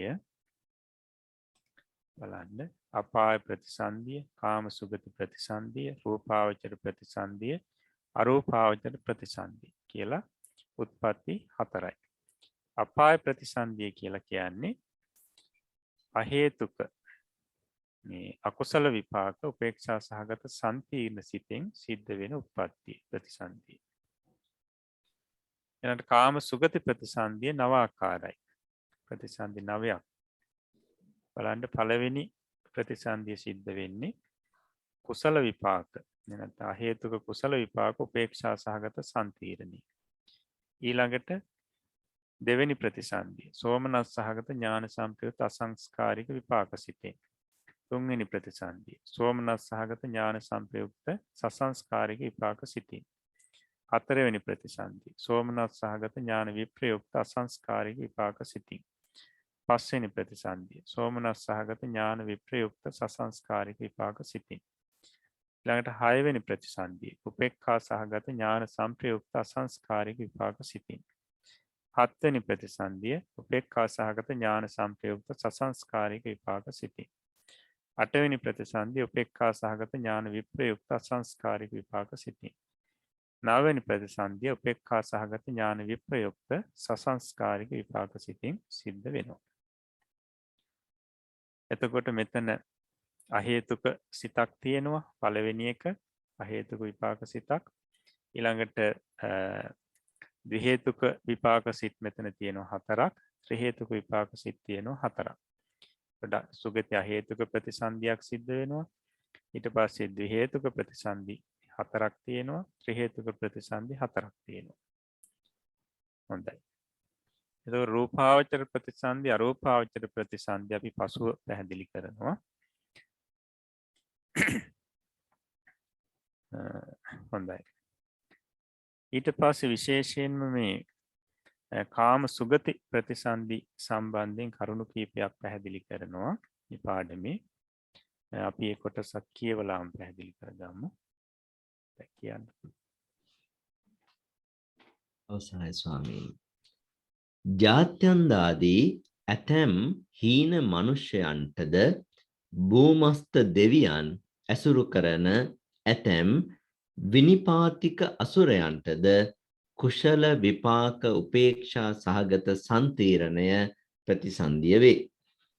මේ කුශල විපාක උපේක්ෂා සහගත සම්තීරණය ඊතා දුබල කුශලයකගේ විපාක වශයෙන් ඇතිවන්නකි. මිනිස් ලොව කුශල විපාක උපේක්ෂා සහගත සම්තීරණයෙන් පිළිසිඳ ගන්නා සත්වයෝ නම් උප්පත්තියෙන්ම අන්ධයෝය, බිහිරෝය, ගොළුවෝය, අඝානකයෝය, කෙලතොළුවෝය, පිස්සෝය, පණ්ඩකයෝය, උබතෝ ව්‍යංජනකයෝය, නපුංසකයෝය, මම්මයෝය යන මෝහය. අඝානකයෝ නම් ග්‍රහණේන්ද්‍රය නැත්තෝය. කෙලතොළුවෝ නම් වම දකුණ පවා නාඳුනන මෝඩයෝය. කටේ කෙල රඳවා ගැනීමට තරම්වත් දැනුමක් ඕනට නැති නිසා ඔවුන්ගේ මුවින් කෙල වැగిරෙයි. එබැවින් ඔවුනට කෙලතොළුවෝ යැයි කියති. ස්ත්‍රී පුරුෂ භාවයන් පිළිබඳ විපර්යාස ඇතියෝ පණ්ඩකයෝය. ස්ත්‍රී පුරුෂ ලිංග දෙකම ඇත්තෝ උබතෝ ව්‍යංජනකයෝය. ස්ත්‍රී පුරුෂ භාව නැතියෝ නපුංසකයෝය. මහත් උත්සාහයෙන් එක අකුර දෙතුන් වර කියමින් කතා කරන්නෝ මම්මයෝය. විනිපාතික අසුරයෝ නම් තමන්ගේ පිනෙන් ලද වාසස්ථානයක් නැති ගස් ගල් ගුහා සොහොන් බිම් කැලෑ ආදී ජන ශූන්‍ය ස්ථානවල දුකසේ ජීවත් වන භූත කොට්ටාසයකි. ඔවුනට යක්ෂයෝ යයිද කියති. ඔවුහු නගරවලට ගම්වලට ගොස් මිනිසුන් අහක දැමූ බත්මාළු ආදිය සොයා අනුභව කෙරෙති. සමහර විට ලදරුවන් හා රෝගීන්ටත් තවත් දුබල අයටත් පීඩා කොට ආහාර පාන ලබා ගනිති. කට්ටඩියන් දෙන දොළ පිළිගන්නෝ ඔවුහුය. සියලුම විනිපාතික අසුරයෝ අහේතුක ප්‍රතිසන්දිකයෝ නොවෙති. ඔවුන් අතර ද්විහේතුක ත්‍රිහේතුකයෝද ඇත. ඔවුන් අතර ඇති ත්‍රිහේතුකයෝ සමහරට මාර්ගඵලවලටද පැමිණෙති. විනිපාතික අසුරයන්ට අයත් පියංකර මාතා, පුනබ්බසු මාතා යන යකින්නන් දහම්මසා සෝවාන් ඵලයට පැමිණි බව අටුවාවල දක්වා තිබේ. පරදත්තූප ජීවිකාදී ඇතැම් ප්‍රේතයන් හා යකුන්ද මේ ගණයට ඇතුළත් වන බව කියා තිබේ. මහා විපාක සිත් 8 කාම සුගති භූමි සතෙහිම පටිසන්ධි භවාංග චුති වශයෙන් පවතී. අකුශල විපාක උපේක්ෂා සහගත සම්තිරණය, කුශල විපාක උපේක්ෂා සහගත සම්තිරණය, මහා විපාක 8 යන මේ සිත් දශය කාමාවචර ප්‍රතිසන්ධි චිත්තයෝය. හොඳයි. එතකොට කාම සුගති ප්‍රතිසන්ධි 9ක් තියෙනවා කියලා පාඩමේ පැහැදිලි කරා. කාම සුගති ප්‍රතිසන්ධි 9යි. එතකොට ඒ අතර තියෙනවා මේ කුසල විපාක, අහේතුක කුසල විපාක, උපේක්ෂා සහගත සම්පීර්ණයෙන් සිද්ධ වෙන උත්පත්තියක් ප්‍රතිසන්ධියක්. මේක අහේතුක ප්‍රතිසන්ධියක්. එතකොට අපි මේ සිතින් උපදින්න පිරිසට කියනවා සුගති අහේතුක පුජ්‍යලයන් කියලා. සුගතිය උපදිනවා එතකොට අහේතුකයි නමුත් උත්පත්ති සිත එකම හේතුවක්වත් දෙන්නේ නැහැ. එතකොට මේ සිත මේ විපාක සිත බොහොම දුර්වලයි. දුර්වලයි කියන්නේ හේතුව තමයි මේ විපාක සිත පහළ වෙන්නේ ප්‍රතිසන්ධි විදිහට පෙර ද්විහේතුක ඕමක කුසල් කරපු පිරිසට තමයි විපාක විදිහට පහළ වෙන්නේ. ද්විහේතුක ඕමක කුසල්. ද්විහේතුක දුර්වල කුසල් කරපු පිරිසට මෙන්න මේ සිත උත්පත්ති සිතක් හැටියට ප්‍රතිසන්ධි සිතක් හැටියට පහළ වෙනවා. ඒ නිසා දුර්වල කුසල් වලින් කුසල් වල විපාක විදිහට පහළ වෙන සිතක් මේක.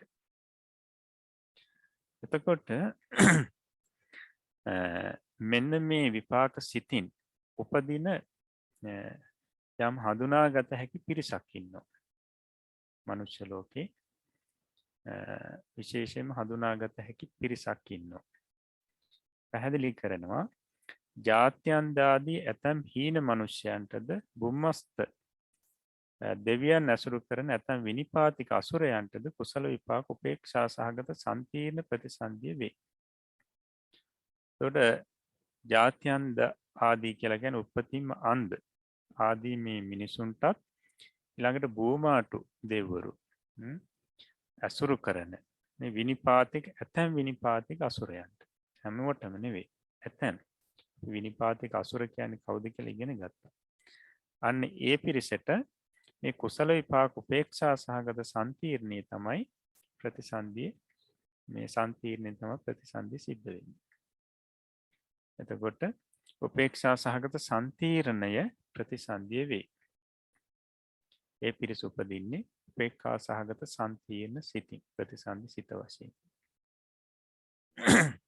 එතකොට උපේක්ෂා සහගත සම්පීර්ණ ඊතා දුබල කුසලයකගේ විපාක වශයෙන් ඇතිවන්නේ. අපි පැහැදිලි කරේ මේ සිත දුර්වල කුසලයක විපාක විදිහට ඇති වෙන සිතක්. එතකොට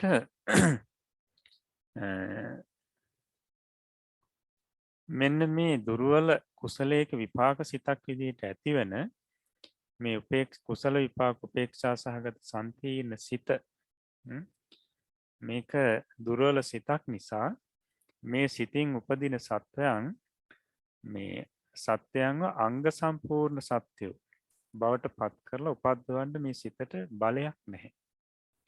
මේ සිතට ශක්තියක් නැහැ. මේ සිත දුර්වල නිසා. දුර්වල කුසලයක විපාකයක් විදිහට ලැබෙන සිතක්. ඒ නිසා මේ සිතේ බලයෙන් මේ සිතින් උපදින සත්‍යයන්ට මේ තමන්ගේ අනිත් සත්‍යයන්ට වගේ අංග සම්පූර්ණ භාවයෙන් අඩුයි. මොන හරි අඩුපාඩු තියෙනවා. පිරිපුන් සත්‍යෝ විදිහට උපද්දවන්න බෑ. ඒ නිසා අපිට මේ අද සමාජය දකින්න ලැබෙනවා මෙන්න මේ සිතින් ඉපදුණු සත්‍යය. මිනිස්සු විශේෂයෙන්. එතකොට මේ සිතින් මේ විනිපාතික අසුරයනුත් උපදිනවා. එතකොට පැහැදිලි කරානේ අපිට අර මුල් පාඩමේදී ඒ සුගති අහේතුක පුජ්‍යලයා ඉන්නේ මනුෂ්‍ය ලෝකයේ සහ චාතුරු මහා රාජිකයේ දිව්‍ය ලෝකේ තමයි ලැබෙන්නේ. එතනදිත් පැහැදිලි කරන්නේ චාතුරු මහා රාජික දිව්‍ය ලෝකයේ කියන මේ දිව්‍ය විමානයේ නෙවෙයි ඒ චාතුරු මහා රාජිකයට අයිති දිව්‍ය කොට්ටාසවල මෙන්න මේ සුගති අහේතුක පුජ්‍යලයා ඉන්නවා කියනවා. විශේෂයෙන්ම මෙන්න මේ විනිපාතික අසුරයන් අතර මේ පිරිස මේ මනුෂ්‍ය භූමිය අසුරු කරගෙන ඉන්නේ. නමුත් අයිති චාතුරු මහා රාජිකයට. අපි බලමු මේ මනුෂ්‍ය ලෝකයේ කුසල විපාක උපේක්ෂා සහගත සම්තිර්ණී කියන මේ දුර්වල කුසල විපාක සිතින් ඉපදුණු අය කවුද කියලා. ඒකට පැහැදිලි කරනවා උත්පත්තියෙන්ම අන්ධයෝය, බිහිරෝය, ගොළුවෝය, අගානකයෝය, කෙලතොළුවෝය, පිස්සෝය, පණ්ඩකයෝය, උබතෝ ව්‍යංජනකයෝය, නපුංසකයෝය, මම්මයෝය යන මෝහය. මෙන්න මේ පිරිස තමයි මනුෂ්‍ය ලෝකයේ මේ උපේක්ෂා සහගත සම්පීර්ණ සිතින් උපදින්නේ. කුසල විපාක උපේක්ෂා සහගත සම්පීර්ණයෙන් උපදින්නේ. එතකොට මෙතන උප්පත්තියම අන්ධ කියලා කියන්නේ උපතින්ම ඇස් පේන්නේ නැහැ. උපතින්ම ඇස් පේන්නේ. අපි කියනවා ಜಾති අන්ධ කියලා මේ පිරිසට. ಜಾති අන්ධ. පාලියෙන් ජච්ඡන්ද කියලා කියනවා. එතකොට පැහැදිලි කරනවා මේ චක්කු ප්‍රසාදේ මේ පිරිසට චක්ෂු ප්‍රසාදේ පහළ වෙලා නැහැ කියලා. උපතින්ම චක්කු ප්‍රසාදේ අහිමි. දැන් කෙනෙකුට චක්ෂු ප්‍රසාදේ පහළ වෙනවා මව් කුසට පැමිණියාට පස්සේ ටික කාලෙකින්. නමුත් මෙන්න මේ ಜಾති අන්ධ උපතින්ම අන්ධ පිරිසට ඒ චක්ෂු ප්‍රසාදේ උපදවන්න තරම් ඒ පින නැත්නම් ඒ සිත බලවත් නැහැ. ඒ නිසා උපතින්ම අන්ධයි. ඒකට උපතින්ම අන්ධ පිරිසට අපි කියනවා මේ ಜಾති අන්ධ කියලා. ඒකට මේ පිරිසට ජීවිතයේ ආයි කිසිම දාක ඇස් පෙනීමක් ඇති වෙන්නේ නැහැ. ඇස් පෙනීමක් ඇති වෙන්නේ නැහැ.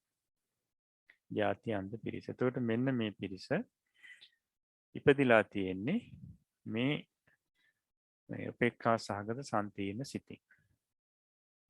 දුබල කුසලයක විපාක හැටියට. ඊළඟට බිහිරෝය. බිහිරි කියලා කියන්නේ කන් ඇහෙන්නේ. එතකොට ඒ පිරිසට කියනවා ಜಾති බදිර කියලා. ಜಾති බදිර. පාලියෙන් ಜಾති බදිරෝ කියලා කියනවා. එතකොට ඒ පිරිසට උපතින්ම මේ සෝත ප්‍රසාදේ පිහිටලා නැහැ. පහළ වෙන්නේ නැහැ. සෝත ප්‍රසාදේ නැහැ. ඒ නිසා කන් ඇහෙන්නේ නැහැ. බිහිරි. ඒ පිරිසට මේ ජීවිතේ අයි කිසිම දාක ඒ කන් ඇහිම ලබා ගන්න බෑ. ඊට පස්සේ ගොළුෝය ගැන කතා කරන්න බැරි පිරිස. ගොළු. එතකොට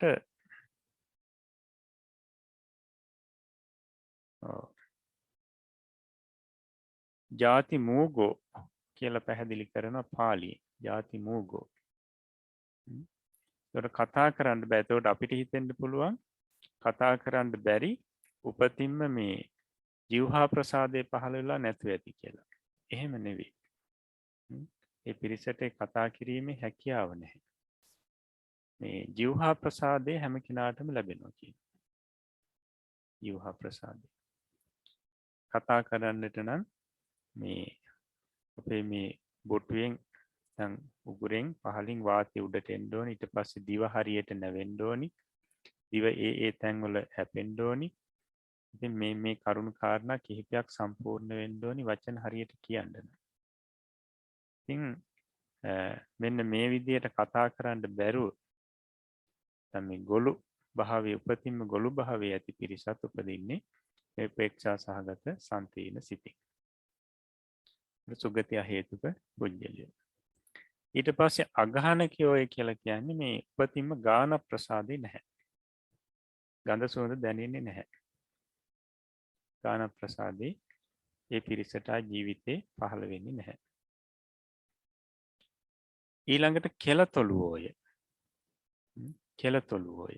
එතකොට පාලියෙන් මේ ඒල මූග කියලා තමයි පැහැදිලි කරන්නේ මේ අය සම්බන්ධයෙන්.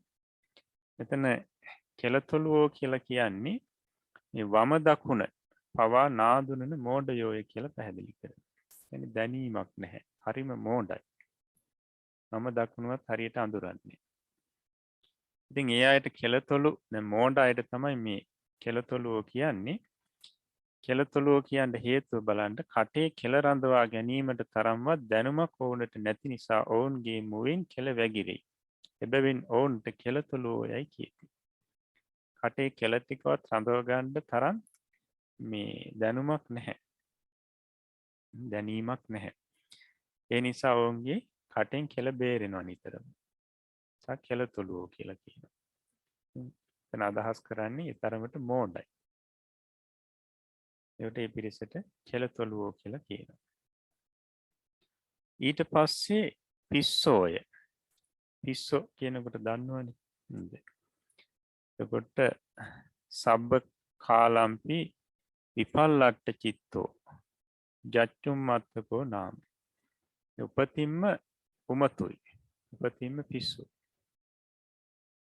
ඒ පිරිස තමයි මෙතන අදහස් කරන්නේ මේ පිස්සු කියලා. උත්පත්තියෙන්න.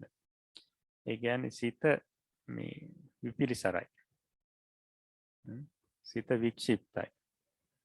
ඒතර විපර්යාසයට පත් වුණු සිතක් හැම වෙලාවෙම තියෙනවා. හරියට අඳුනන්නේ නැහැ දේවල්. ඒකට අපි කියන්නේ පිස්සු කියලා. අපි කියනවා පාලියෙන් උම්මත්තක කියලා. මේ පිරිසට.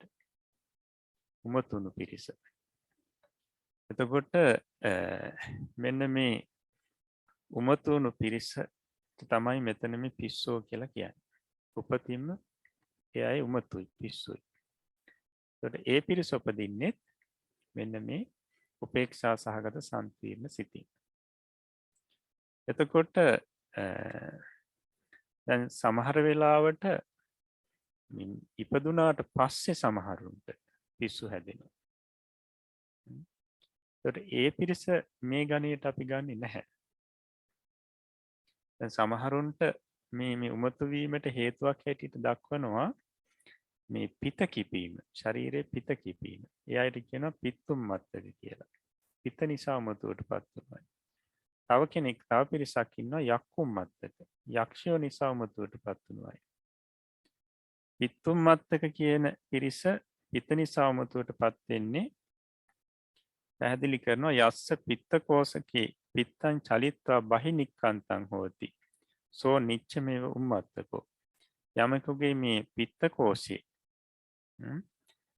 පිත හෙලවිලා බැහැරට නික්මුණා නම් අන්න ඒ තැනැත්තා උමතු වෙනවා. මේ නිරන්තරයෙන්ම නිතරම විපිලිසර වුණු සිත් ඇතු ඉන්නේ. ඒකට ඒ තැනැත්තට කියනවා පිත නිසා උමතුවටපත් වුණු කෙනෙක් කියලා. එතකොට ඊළඟට යක්කුම්මත්තක. ඒ පිත්තුම්මත්තක ගැනම සඳහන් කරනවා යම් යස්ස චලිත්වා බහි අනික්කන්තං. කියන්නේ කෙනෙකුගේ මේ පිත්ත කෝෂයේ තියෙන පිත හෙලවිලා බැහැරට නික්මෙන්නේ නැහැ කියනවා. එබඳු අයත් යම් උමතුතාවයකට පත් වෙනවා. හැබැයි කලින් කලට ප්‍රකෘති සිහිය ලැබෙනවා කියනවා. ඊට පස්සේ යක්කුම්මත්තක කියලා කියන්නේ යක්ෂයෝ නිසා උමතුවට පත් වුණු අය. ඒක පැහැදිලි කරනවා ධර්මයේ සමහර යක්ෂයෝ මිනිසුන්ට ඉස්සරහා භයානක රූපය පෙන්වනවලු. භයානක ස්වරූපයෙන් පෙනී ඉන්නවලු. එහෙම නැත්නම් භයානක ශබ්ද අහන්න සලස්වනවලු. එතකොට මිනිසු සිහිය නැතුව ඒ කියන්නේ අර භයානක රූප හෝ ශබ්ද සම්බන්ධයෙන් මේ මුඛය විවෘත කරගෙන ඒවා බලාගෙන ඉන්නවා.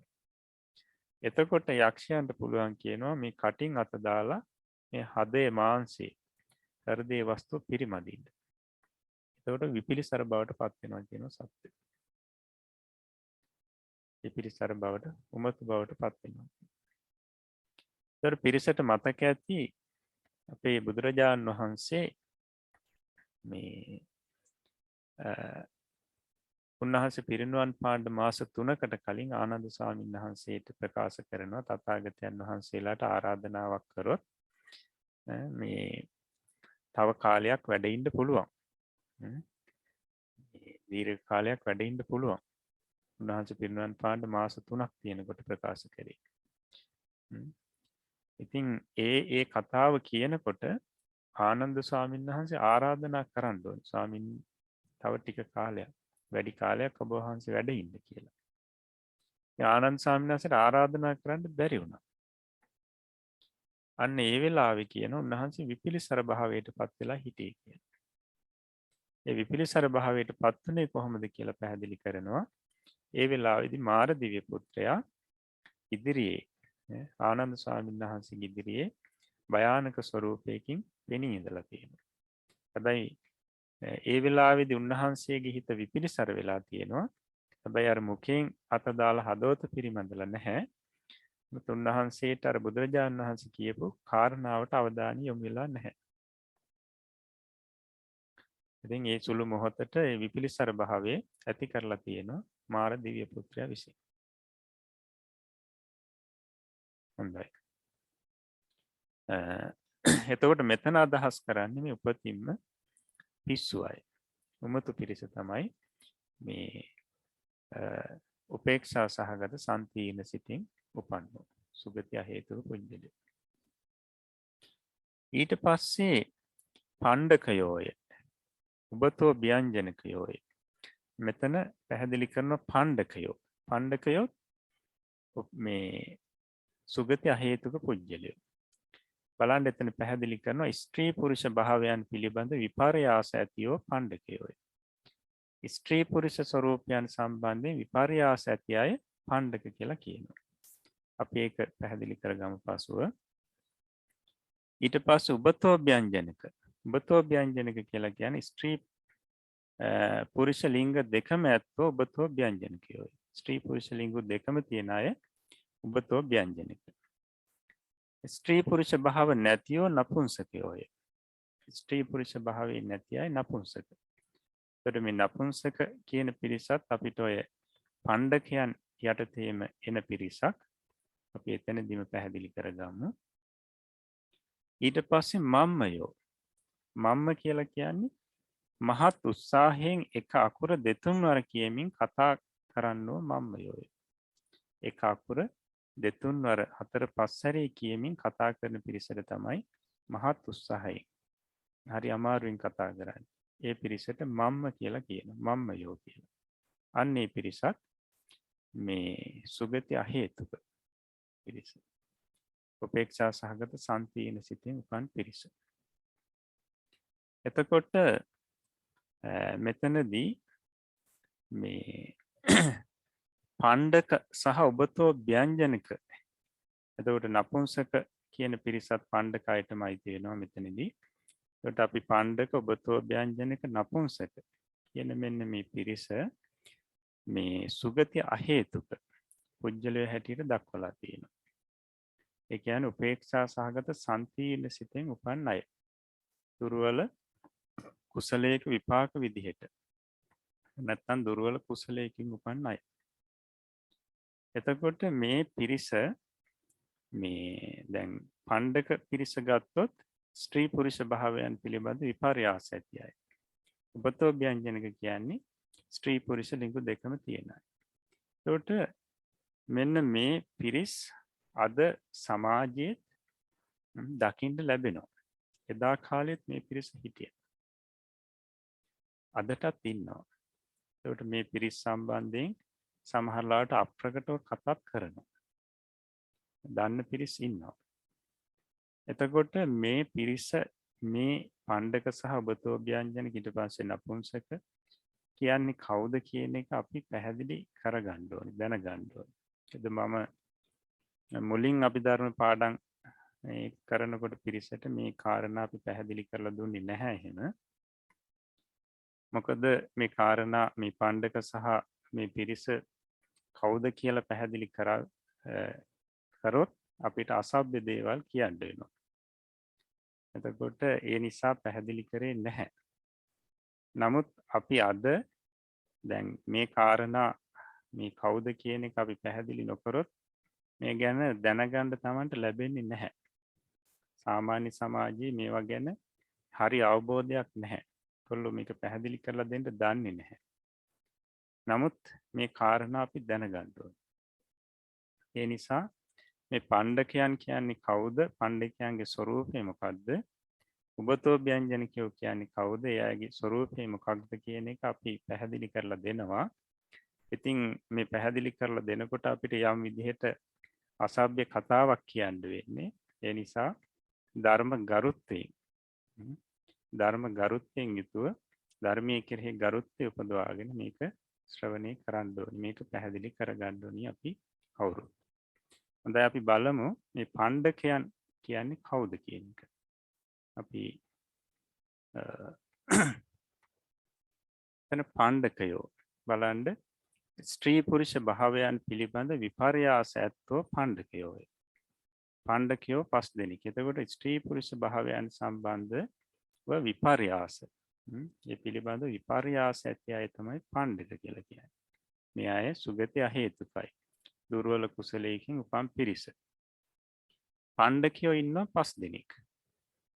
බලමු පළවෙනි පණ්ඩකයා තමයි ආසිත පණ්ඩක. ආසිත පණ්ඩක. එතකොට මේ ආසිත පණ්ඩක කියලා කියන්නේ මොහුගේ ස්වરૂපය පැහැදිලි කරනවා. යමෙක් අන්‍යයන්ගේ පුරුෂ ලිංගයේ තමාගේ මුවින් උරා ශුක්‍ර පහ කොට තම කාම පිපාසයේ සංසිඳවා ගනීද ඔහු ආසිත පණ්ඩක නම් වේ. ආසිත පණ්ඩක. එතකොට මේ පිරිමි පුජ්‍යලයක් ගැන කියන්නේ. ඔහු ආසිත පණ්ඩකයි. හොඳයි. ඊළඟට දෙවෙනි පණ්ඩක පුජ්‍යලය උසූය පණ්ඩක. උසූය පණ්ඩක කියලා කියන්නේ යමෙක් අන්‍යයන්ගේ කාමසේවනයේ දෙස බලා ඊට ඊර්ෂ්‍යාව ඉපදීම් වශයෙන් තම කාම පිපාසයේ සංසිඳවා ගනීද ඔහු උසූය පණ්ඩකය. උසූය කියලා කියන්නේ ඊර්ෂ්‍යාවට කියන වචනය. අන්‍යයන්ගේ කාමසේවනයේ දිහා බලලා ඒ සම්බන්ධය තමන්ගේ හිතේ ඊර්ෂ්‍යාවක් ඇති වෙනකොට අන්න ඊර්ෂ්‍යාව හේතු කරගෙන තමන්ගේ කාම පිපාසය සංසිඳව ගන්නවා. ඔහු උසූය පණ්ඩක කියලා කියනවා.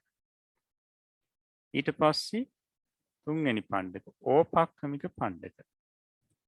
එතකොට මේ ඕපක්ඛමික පණ්ඩක කියන පුජ්‍යලයා මේ පසුකාලීනව මේ පණ්ඩක භාවයට පත් වුණු කෙනෙක්.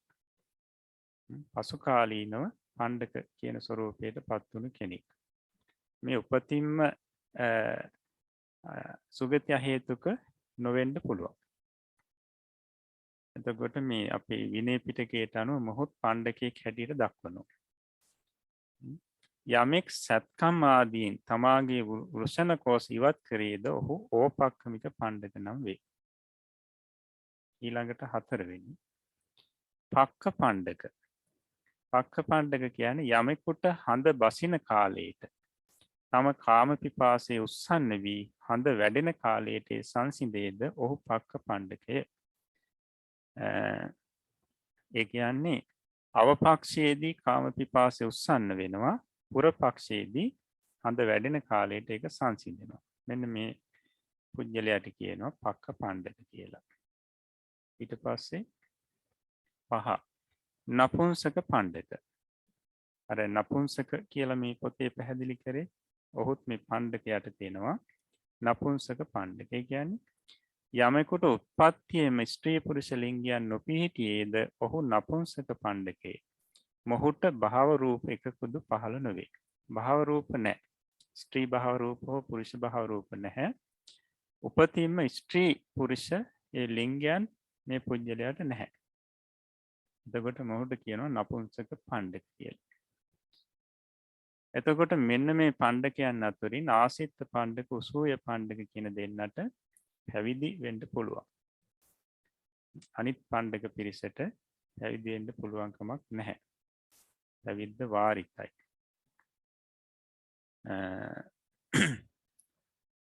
හොඳයි. එතකොට පණ්ඩකයන් ඊට පස්සේ උබතෝ ව්‍යංජනික. උබතෝ ව්‍යංජනික කියලා කියන්නේ ස්ත්‍රී පුරුෂ ලිංග දෙකම ඇතිව ඔබතෝ ව්‍යංජනිකයෝයි. ඔහු නම්. අපිට දෙන්නෙක් ඉන්න ඔබතෝ ව්‍යංජනික බලමු පළවෙනි පුජ්‍යලයා. ස්ත්‍රී උබතෝ ව්‍යංජනික. ස්ත්‍රී උබතෝ ව්‍යංජනික.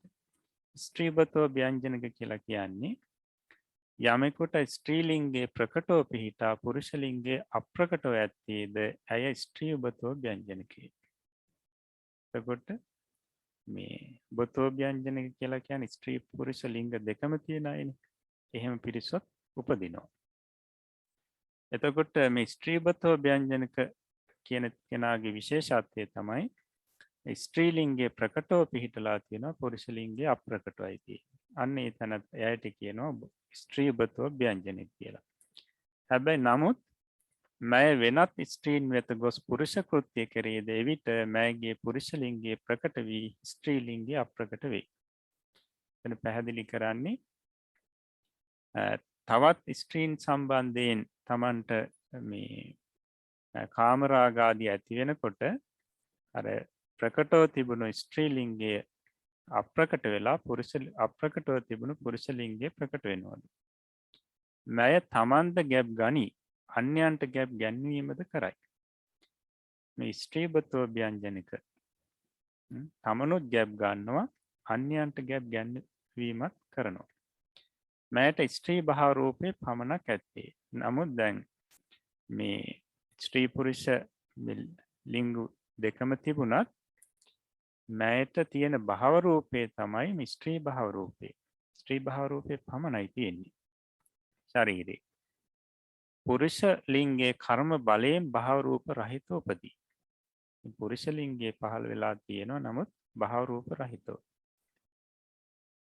හොඳයි. ඊළඟට පුරුෂ උබතෝ ව්‍යංජනික. දෙවෙනි උබතෝ ව්‍යංජනිකය. යමෙකුට පුරුෂ ලිංගයේ ප්‍රකටව පිහිටා ස්ත්‍රී ලිංගයේ අප්‍රකටව ඇත්තේද ඔහු පුරුෂ උබතෝ ව්‍යංජනිකය. පුරුෂ ලිංගයේ ප්‍රකටව පිහිටා තියෙන ස්ත්‍රී ලිංගයේ අප්‍රකටව පිහිටා තියෙනවා අන්න ඔහු පුරුෂ උබතෝ ව්‍යංජනික. මොහු වෙනත් පුරුෂයන් වෙත ගොස් ස්ත්‍රී කෘත්‍ය කෙරේද එවිට ඔහුගේ ස්ත්‍රී ලිංගයේ ප්‍රකට වී පුරුෂ ලිංගයේ අප්‍රකට වේ. මොහු තමන් ගැබ් නොගන්නා අතර අන්‍යයන්ට ගැබ් ගැන්වීම කරයි. මොහුට පුරුෂ භාව රූපය පමණක් ඇත්තේය. ස්ත්‍රී ලිංගය කර්ම බලයෙන් භාව රූප රහිතව උපදී. ඉතින් තියෙන්නේ පුරුෂ භාව රූපේ පමණයි. භාව රූප දෙකක් එකවර නැහැ සත්‍යයන්ට. හොඳයි. එතකොට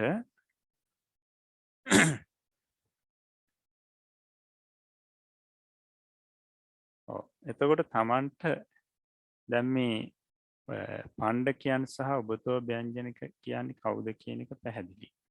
විශේෂයෙන්ම මේ දෙපිරිසට අතීතයේ ඔය විකෘති කාම අදහස් ආදිය තිබීමත් මේ විදිහේ ඉපදීමක් ලබන්න බලපාලා තියෙනවා. එතකොට කාම පිපාසාවන් නිසා මේ ඒ සිදුවුණු මේ සිදුවීමකුත් නැත්නම් ඒවත් මේ වගේ උප්පත්තියක් ලබන්න යම් හේතුවක් වෙලා තියෙනවා. කෙසේ වෙතත් මේ සුගති අහේතුකයි. උපේක්ෂා සහගත සම්පීර්ණයෙන් ඉපදුණු පිරිස.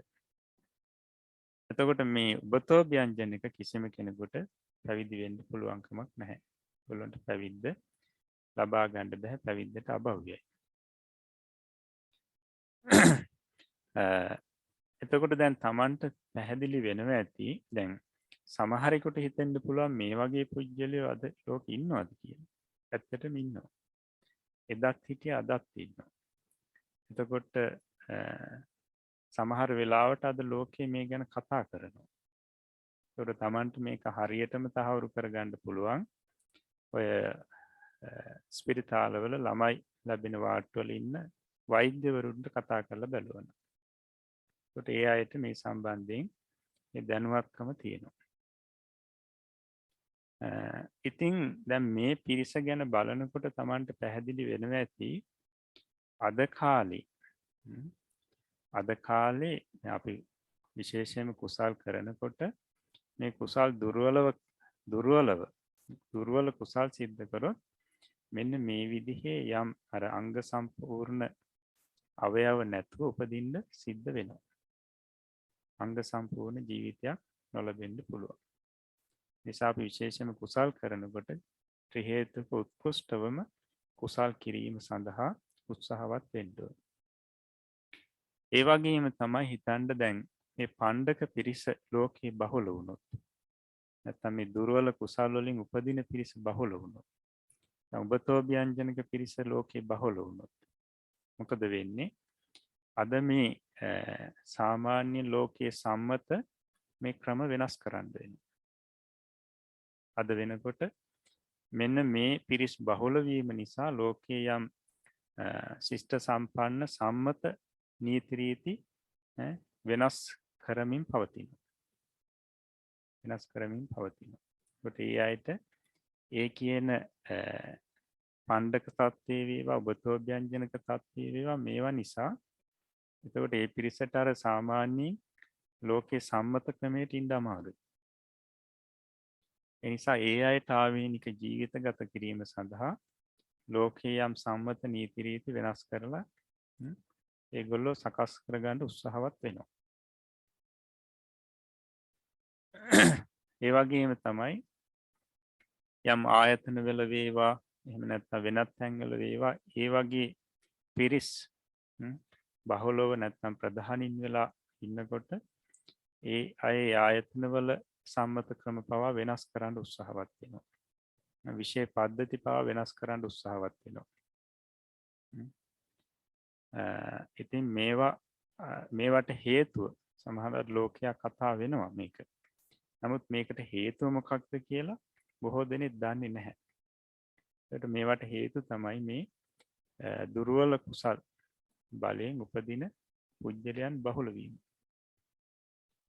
මෙන්න මේ සුගති අහේතුක පුජ්‍යලයන් විශේෂයෙන් පණ්ඩක උබතෝ ව්‍යංජනක ආදී පිරිස ලෝකේ බහුල වෙනවා.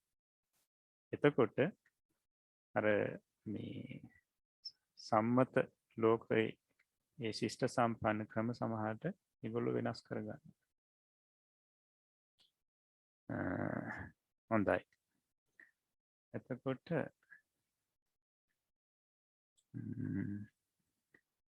ඊළඟට අපිට මේ විනිපාතික අසුරයන් දැන් අපි ඉගෙන ගත්තනේ ඇතැම් විනිපාතික අසුරයනොත් උපදින්නේ මේ උපේක්ෂා සහගත සම්පීර්ණ සිතින් කියලා. සුගති අහේතුක විදිහට. ඒ සම්බන්ධයෙන්ුත් විස්තරයක් තියෙන අපි බලමු. කියන්නකෝ ඒක. මේ ටික කියවන්නේ හොඳයි.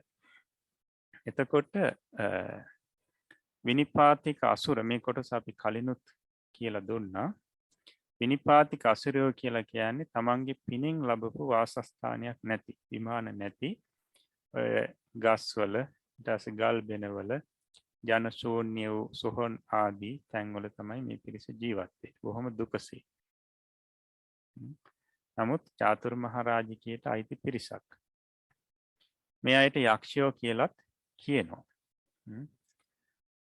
මොහු නගරවලට ගම්වලට ගොස් මිනිසුන් අහක දැමූ බත්මාලු ආදිය සොයා අනුභව කෙරෙති. ඉතින් මේ පිරිස නගරවලට ගම්වලට ගිහිල්ලා මිනිස්සු අහක දාපු බත්මාලු අනුභව කරලා ජීවත් වෙනවා. සමහර විට ලදරුවන්ට හා රෝගීන්ට තවත් දුබල අයටත් පීඩා කොට ආහාර පාන ලබා ගන්නවා. ආහාර පාන ඉතින් අමාරුවෙන් ලබා ගැනීම හේතුවෙන් මේගොල්ලෝ ඉතින් කුසගින්න නිවා ගැනීම සඳහා ඔය ලදරුවන්ට රෝගීන්ට දුර්වල මිනිසුන්ට කරදර කරලා ආහාර ගන්නවා. කට්ටහඬියන් දෙන දොළ පිළිගන්නෝ මව්පිය. කට්ටහඬියන් දෙන දොළ පිළිගන්නේ මේ පිරිසලු. එතකොට සියලුම විනිපාතික අසුර පිරිස මේ අහේතුක ප්‍රතිසන්දිකයෝ නෙවෙයි. සුගති අහේතුක නෙවෙයි. සමහරු ද්විහේතුකව ඉන්නවා, සමහරු ත්‍රිහේතුක පිරිසත් ඉන්නවා. එතකොට ත්‍රිහේතුක පිරිස අපි එදත් පැහැදිලි කරා. ඒ අය මාර්ගඵල වලට පවාපත් වෙනවා. එතකොට පියංකර මාතා, පුනබ්බසු මාතා යන මේ යකින්යන් දහම් අහලා සෝවන් ඵල වලටත් පත් වුණා. මේ බව ධර්මයේ දක්වලා තියෙනවා. පරදත්තූපජීවිකාදී ඇතැම් ප්‍රේතයන් හා යකුන්ද මේ ගණයට ඇතුළත් බව කියා තිබේ. ඔය පරදත්තූපජීවිකාදී ප්‍රේතයන් සහ සමහර යක්ෂයනොත් අල්පේශාක්‍ය යක්ෂයනොත් මෙන්න මේ විනිපාතික අසුර කියන සංඛ්‍යාවෙන් ගැනෙනවා කියලා කියනවා. විවහාරයට යෙදෙනවා කියලා. මහා විපාක සිත් 8 කාම සුගති භූමි සතෙහිම පටිසන්ධි භවාංග චුති වශයෙන් පවතී. එතකොට මහා විපාක 8 දැන් අපි ඔය මුලින් කතා කරේ මේ කුසල විපාක හේතුක උපේක්ඛා සහගත සම්පීර්ණී සම්බන්ධ. ඊට පස්සේ මහා විපාක 8 ඊළඟ මේ සුගති කාම සුගති ප්‍රතිසන්ධි 8. එතකොට මෙන්න මේ 8න් කාම සුගති භූමි සතෙහි, ඒ කියන්නේ මනුෂ්‍ය ලෝකයක් දිව්‍ය ලෝක 6ක් කියන කාම සුගති භූමි 7 ප්‍රතිසන්ධි භවාංග චුති වශයෙන් පවතිනවා. මේ කෘත්‍ය සිද්ධ කරමින් පහළ වෙනවා.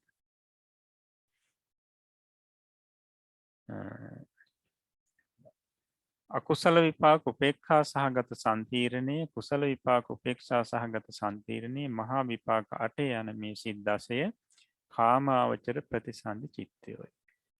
දැන් පොදුවේ පැහැදිලි කරනවා අකුසල් විපාක උපේක්ෂා සහගත සම්පීර්ණයත්, කුසල විපාක උපේක්ෂා සහගත සම්පීර්ණයත්, මහා විපාක 8ත් කියන මේ සිත් 10. මේ සිත් 10 කාමාවචර ප්‍රතිසන්ධි සිත්. ඒ කියන්නේ සතර අපායත් කාම භූමියට ගෙනෙනවනේ. ඒකට මෙන්න මේ කාම භූමියේ ප්‍රතිසන්ධිය ලැබලා දෙන සිත් තමයි මේ සිත් 10. හොඳයි. ඊට පස්සේ අපිට තියෙන්නේ කාම සත්‍යයන්ගේ ආයුෂ කියන පාඩම. අපි ඒක ඊළඟ දවසේ සාකච්ඡා කරමු. එහෙමනම් අපි අදට නියමිත අභිධර්ම පාඩම මෙතකින් අවසන් කරනවා. ඊළඟට අපිට තියෙන්නේ පාලි පාඩම අපි බලමු. එදා අපි දුන්න කුමාරී ශබ්දයේ විදිහට වර්ණම් වණ්ඩ ශබ්ද කිහිපයක් අපි බලමු. පළවෙනි එක තරුණී, තරුණිය. තරුණී, තරුණී, තරුණියෝ. තරුණින්, තරුණී, තරුණියෝ. තරුණියා, තරුණීබි, තරුණීහි. තරුණියා, තරුණීනං. තරුණියා, තරුණීබි, තරුණීහි. තරුණියා, තරුණීනං. තරුණියා, තරුණියන්, තරුණියා, තරුණීසු. තරුණියා, තරුණීබි, තරුණීහි. තරුණී, තරුණී, තරුණියෝ. බ්‍රාහ්මණී, බැමිණිය. බ්‍රාහ්මණී, බ්‍රාහ්මණී, බ්‍රාහ්මණියෝ. බ්‍රාහ්මණීන්, බ්‍රාහ්මණී, බ්‍රාහ්මණියෝ. බ්‍රාහ්මණියා, බ්‍රාහ්මණීබි, බ්‍රාහ්මණීහි. බ්‍රාහ්මණියා, බ්‍රාහ්මණීනං. බ්‍රාහ්මණියා, බ්‍රාහ්මණීබි, බ්‍රාහ්මණීහි. බ්‍රාහ්මණියා, බ්‍රාහ්මණීනං. බ්‍රාහ්මණියං, බ්‍රාහ්මණියා, බ්‍රාහ්මණීසු. බ්‍රාහ්මණියා, බ්‍රාහ්මණීබි, බ්‍රාහ්මණීහි. බ්‍රාහ්මණී, බ්‍රාහ්මණී, බ්‍රාහ්මණියෝ. නාරී, ස්ත්‍රිය. නාරී, නාරී, නාරියෝ. නාරින්, නාරී, නාරියෝ. නාරියා, නාරීබි, නාරීහි. නාරියා, නාරීනං. නාරියා නාරීබි නාරීහි නාරියා නාරීනං නාරියං නාරියා නාරීසු නාරියා නාරීබි නාරීහි නාරී නාරී නාරියෝ ඉත්තිහි ස්ත්‍රිය ඉත්ති ඉත්තිහි ඉත්තියෝ ඉත්තිහින් ඉත්තිහි ඉත්තියෝ ඉත්තියා ඉත්තිහිබි ඉත්තිහි ඉත්තියා ඉත්තිහිනං ඉත්තිහා ඉත්තිහිබි ඉත්තිහි ඉත්තිහා ඉත්තිහිනං ඉත්තිහං ඉත්තිහා ඉත්තිහිසු ඉත්තිහා ඉත්තිහිබි ඉත්තිහි ඉත්තිහි ඉත්තිහි ඉත්තියෝ භගිනී සහෝදරිය භගිනී භගිනී භගිනියෝ භගිනින් භගිනී භගිනියෝ භගිනියා භගිනීබි භගිනීහි භගිනියා භගිනීනං භගිනියා භගිනීබි භගිනීහි භගිනියා භගිනීනං භගිනියම් භගිනියා භගිනීසු භගිනියා භගිනීබි භගිනීහි භගිනී භගිනී භගිනියෝ රාජිනී රැජිනිය රාජිනී රාජිනී රාජිනියෝ රාජිනින් රාජිනී රාජිනියෝ රාජිනියා රාජිනීබි රාජිනීහි රාජිනියා රාජිනීනං රාජිනියා රාජිනීබි රාජිනීහි රාජිනියා රාජිනීනං රාජිනියං රාජිනියා රාජිනීසු රාජිනියා රාජිනීබි රාජිනීහි රාජිනී රාජිනී රාජිනියෝ දේවී රාජදේවිය දේවී දේවී දේවියෝ දේවින් දේවී දේවියෝ දේවියා දේවීබි දේවීහි දේවියා දේවීනං දේවියා දේවීබි දේවීහි දේවියා දේවීනං දේවියන් දේවියා දේවීසු දේවියා දේවීබි දේවීහි දේවී දේවී දේවියෝ මාතුලානී නැන්දා මාතුලානී මාතුලානී මාතුලානියෝ මාතුලානින් මාතුලානී මාතුලානියෝ මාතුලානියා මාතුලානීබි මාතුලානීහි මාතුලානියා මාතුලානීනං මාතුලානියා මාතුලානීබි මාතුලානීහි මාතුලානියා මාතුලානීනං මාතුලානියං මාතුලානියා මාතුලානීසු මාතුලානියා මාතුලානීබි මාතුලානීහි මාතුලානී මාතුලානී මාතුලානියෝ දාසී දාසිය දාසී දාසී දාසියෝ දාසින් දාසී දාසියෝ දාසියා දාසීබි දාසීහි දාසියා දාසීනං දාසියා දාසීබි දාසීහි දාසියා දාසීනං දාසියන් දාසියා දාසීසු දාසියා දාසීබි දාසීහි දාසී දාසී දාසියෝ සකිහි යෙහෙළිය සකිහි සකිහි සකියෝ සකින් සකිහි සකියෝ සකියා සකීබි සකීහි සකියා සකිහිනං සකියා සකීබි සකීහි සකිහා සකිහිනං සකිහං සකිහා සකිහිසු සකිහා සකීබි සකීහි සකිහි සකිහි සකියෝ කින්නරි කිඳුරිය කින්නරී කින්නරී කින්නරියෝ කින්නරින් කින්නරී කින්නරියෝ කින්නරියා කින්නරීබි කින්නරීහි කින්නරියා කින්නරීනං කින්නරියා කින්නරීබි කින්නරීහි කින්නරියා කින්නරීනං කින්නරියං කින්නරියා කින්නරීසු කින්නරියා කින්නරීබි කින්නරීහි කින්නරී කින්නරී කින්නරියෝ ධනවති ධනවත් ස්ත්‍රිය ධනවති ධනවති ධනවතියෝ ධනවතින් ධනවති ධනවතියෝ ධනවතියා ධනවතිබි ධනවතිහි ධනවතියා ධනවතිනං ධනවතියා ධනවතිබි ධනවතිහි හොඳයි ඊට පස්සේ අපි එදා දුන්න වාක්‍ය කිහිපයක් සිංහලයට නගන්න අපි බලමු ප්‍රාක්‍මනී භගිනියා සද්දින් පාතෝ ඒව නදියන් නහත්වා දෝනියා ගංගාය පරතීරං ගච්චි තේරුම බලන්ඩ බ්‍රහක්මනී බැමිණිය භගිනියා සද්දින් සහෝදරිය සමග පාතෝ ඒව උදෑසන නදියන් නහත්වා ගඟෙහි නා දෝනියා ඔරුවෙන් ගංගාය පරතීරං ගඟේ එහා තීරයට ගච්චි ගියේය. ගියාය. ඊට පස්සේ දෙක මහා මායා දේවී අත්තනෝ පුත්තං පස්සිත්වා මයිහම් පුත්තෝ අද්දහ පුඤ්ඤවා දාරකෝ ඉති චින්තේසි. මහා මායා දේවිය අත්තනෝ පුත්තං පස්සිත්වා තමාගේ පුත්‍රයා දැක මයිහම් පුත්තෝ මාගේ පුත්‍රයා අද්දහ ඒකාන්තයෙන් පුඤ්ඤවා දාරකෝ පින්වත් දරුවෙක් ඉති යයි චින්තේසි සිතුවාය. 3 නාරියෝ දාසීහි සහ නාලීහි තණ්ඩුලේ මිනිත්වා පච්චහ කිහිර බත්තං පචිත්වා දාසීනං අපි දත්වා භුංජින්සු. නාරියෝ ස්ත්‍රීහු දාසීහි සහ දාසියන් සමග නාලීහි නැලිවලින් තණ්ඩුලේ මිනිත්වා සහල් මැන පච්චහ පසුව කිහිර බත්තං කිරිබතක් පචිත්වා පිස දාසීනං අපි දත්වා දාසීන්ටද දී භුංජින්සු අනුභව කළහ. 4 අම්හාකම් මාතුලානී මයිහං වුද්ධියා නිරන්තරං ඉස්සති. අම්හාකම් මාතුලානී අපගේ නැන්දා මයිහං වුද්ධියා මගේ අභිවෘද්ධියෙහි නිරන්තරන් නිරතුරු ඉස්සති ඊර්ෂ්‍යා කරයි. කියන්නේ අපේ නැන්දා මගේ දියුණුව සම්බන්ධයෙන් නිරතුරුවම ඊර්ෂ්‍යාවෙන් ඉන්නේ කියන එක. 5 මයිහම් භගිනී නිච්ඡන් ධනවතී විය චරිතුම් ඉච්ඡති. මයිහම් භගිනී මගේ සහෝදරිය නිච්ඡන් නිරතුරුව ධනවතී විය ධනවතියක්සේ චරිතුම් හැසිරීමට ඉච්ඡති කැමැති වේ. සහෝදරිය නිතරම බලන්නේ ධනවන්තියක් විදියට සමාජයේ පෙනී සිටින්න. අභ්‍යාසය පහත දී ඇති ශබ්ද කුමාරී ශබ්දයේසේ වරණගන්න.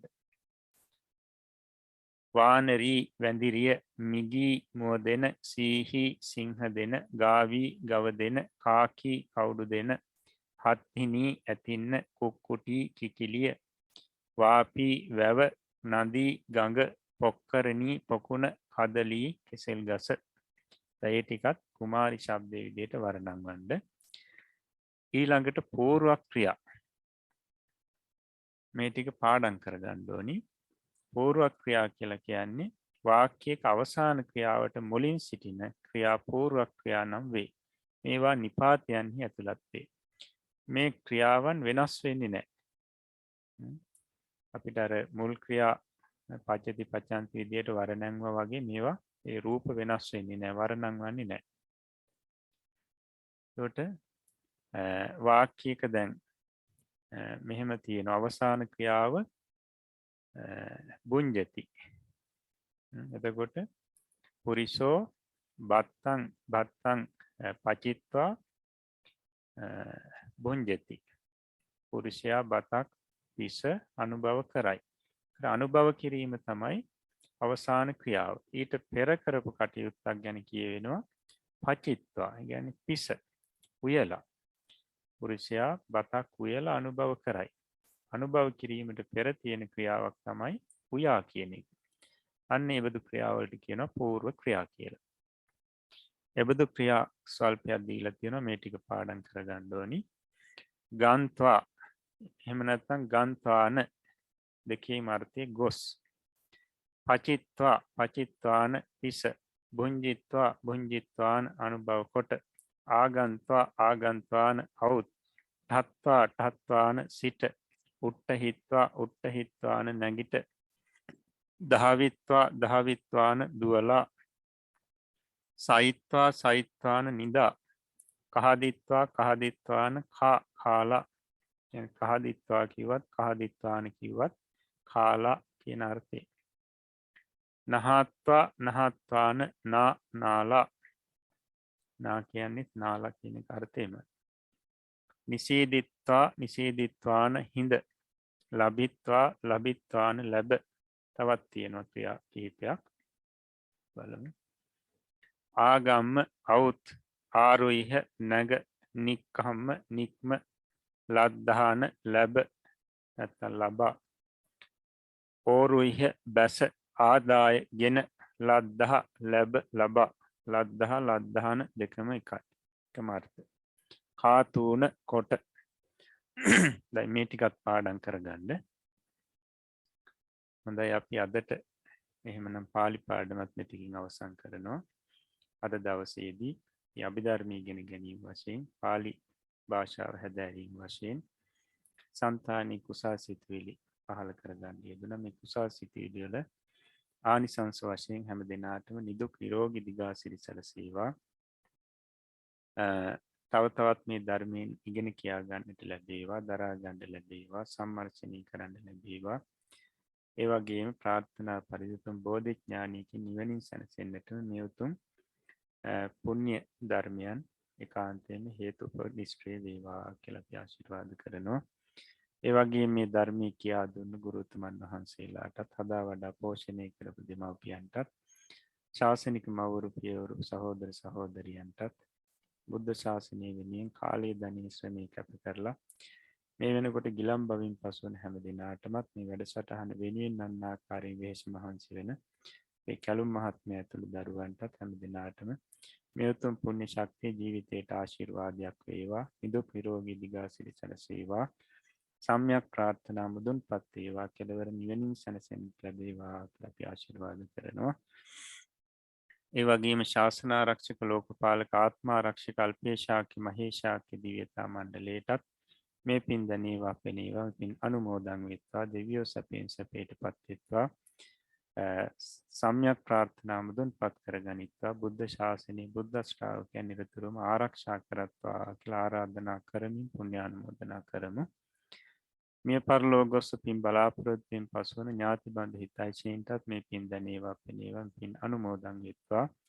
හැම දිනාගේම පරලොව ජීවිත සැපවත් වේවා. කෙලවර නිවනින් සැනසෙත්වා කියලා පුණ්‍යානුමෝදනා කරමු. අප හැම දිනාටමත් මේ උතුම් පුණ්‍ය ශක්තිය සතර මාර්ග සතර ඵල පිළිවෙලින් උතුම් නිවනින් සැනසෙන්නටම හේතුපකාර වේවා කියන ප්‍රාර්ථනාව ඇති කරගෙන මේ වාක්‍ය මං කියවට පසුව කියමින් නිවන් සුව ප්‍රාර්ථනා කරමු.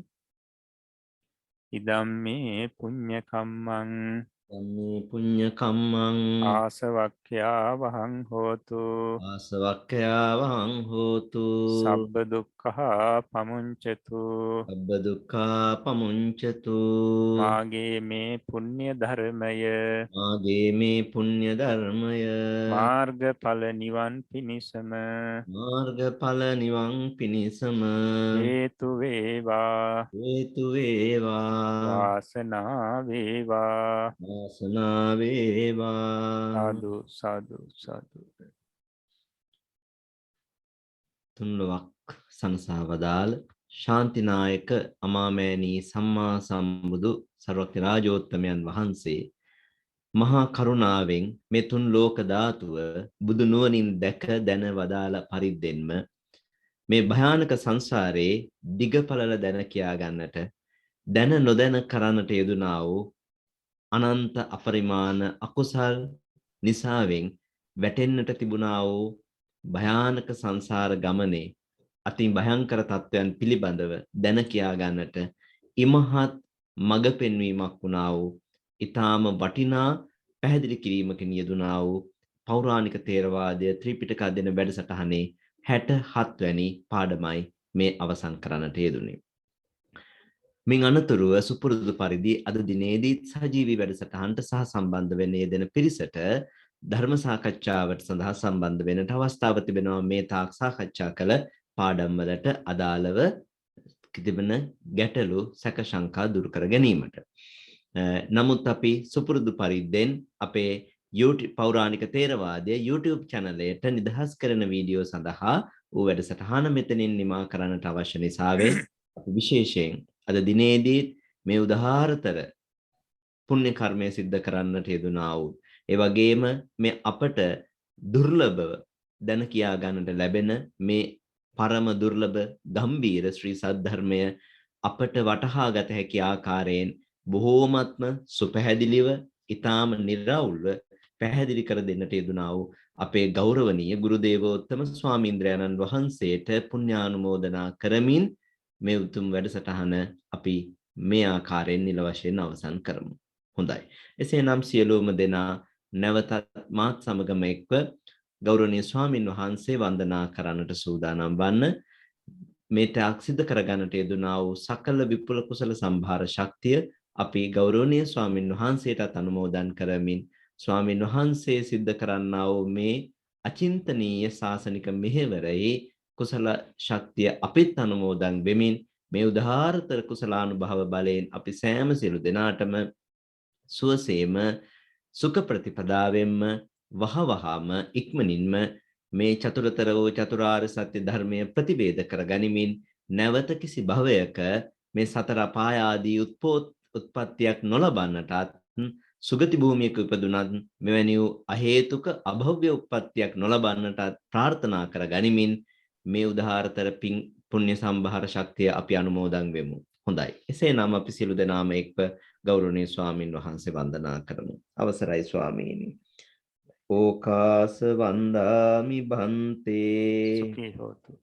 මයා කතං පුඤ්ඤං සාමිනා අනුමෝදිතබ්බං සාදු සාදු අනුමෝදන්. සාමිනා කතං පුඤ්ඤං මයිහං දාතබ්බං සාදු අනුමෝදිතබ්බා. සාදු සාදු අනුමෝදාමි.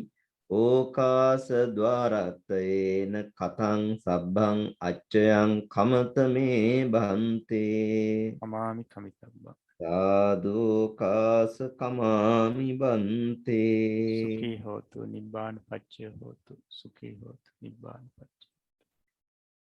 සීලවන්තං ගුණවන්තං පුඤ්ඤක්කෙත්තං අනුත්තරං දුර්ලභේන මයා ලද්දං බුද්ධ පුත්තං නමාමහං. සුපතේවා.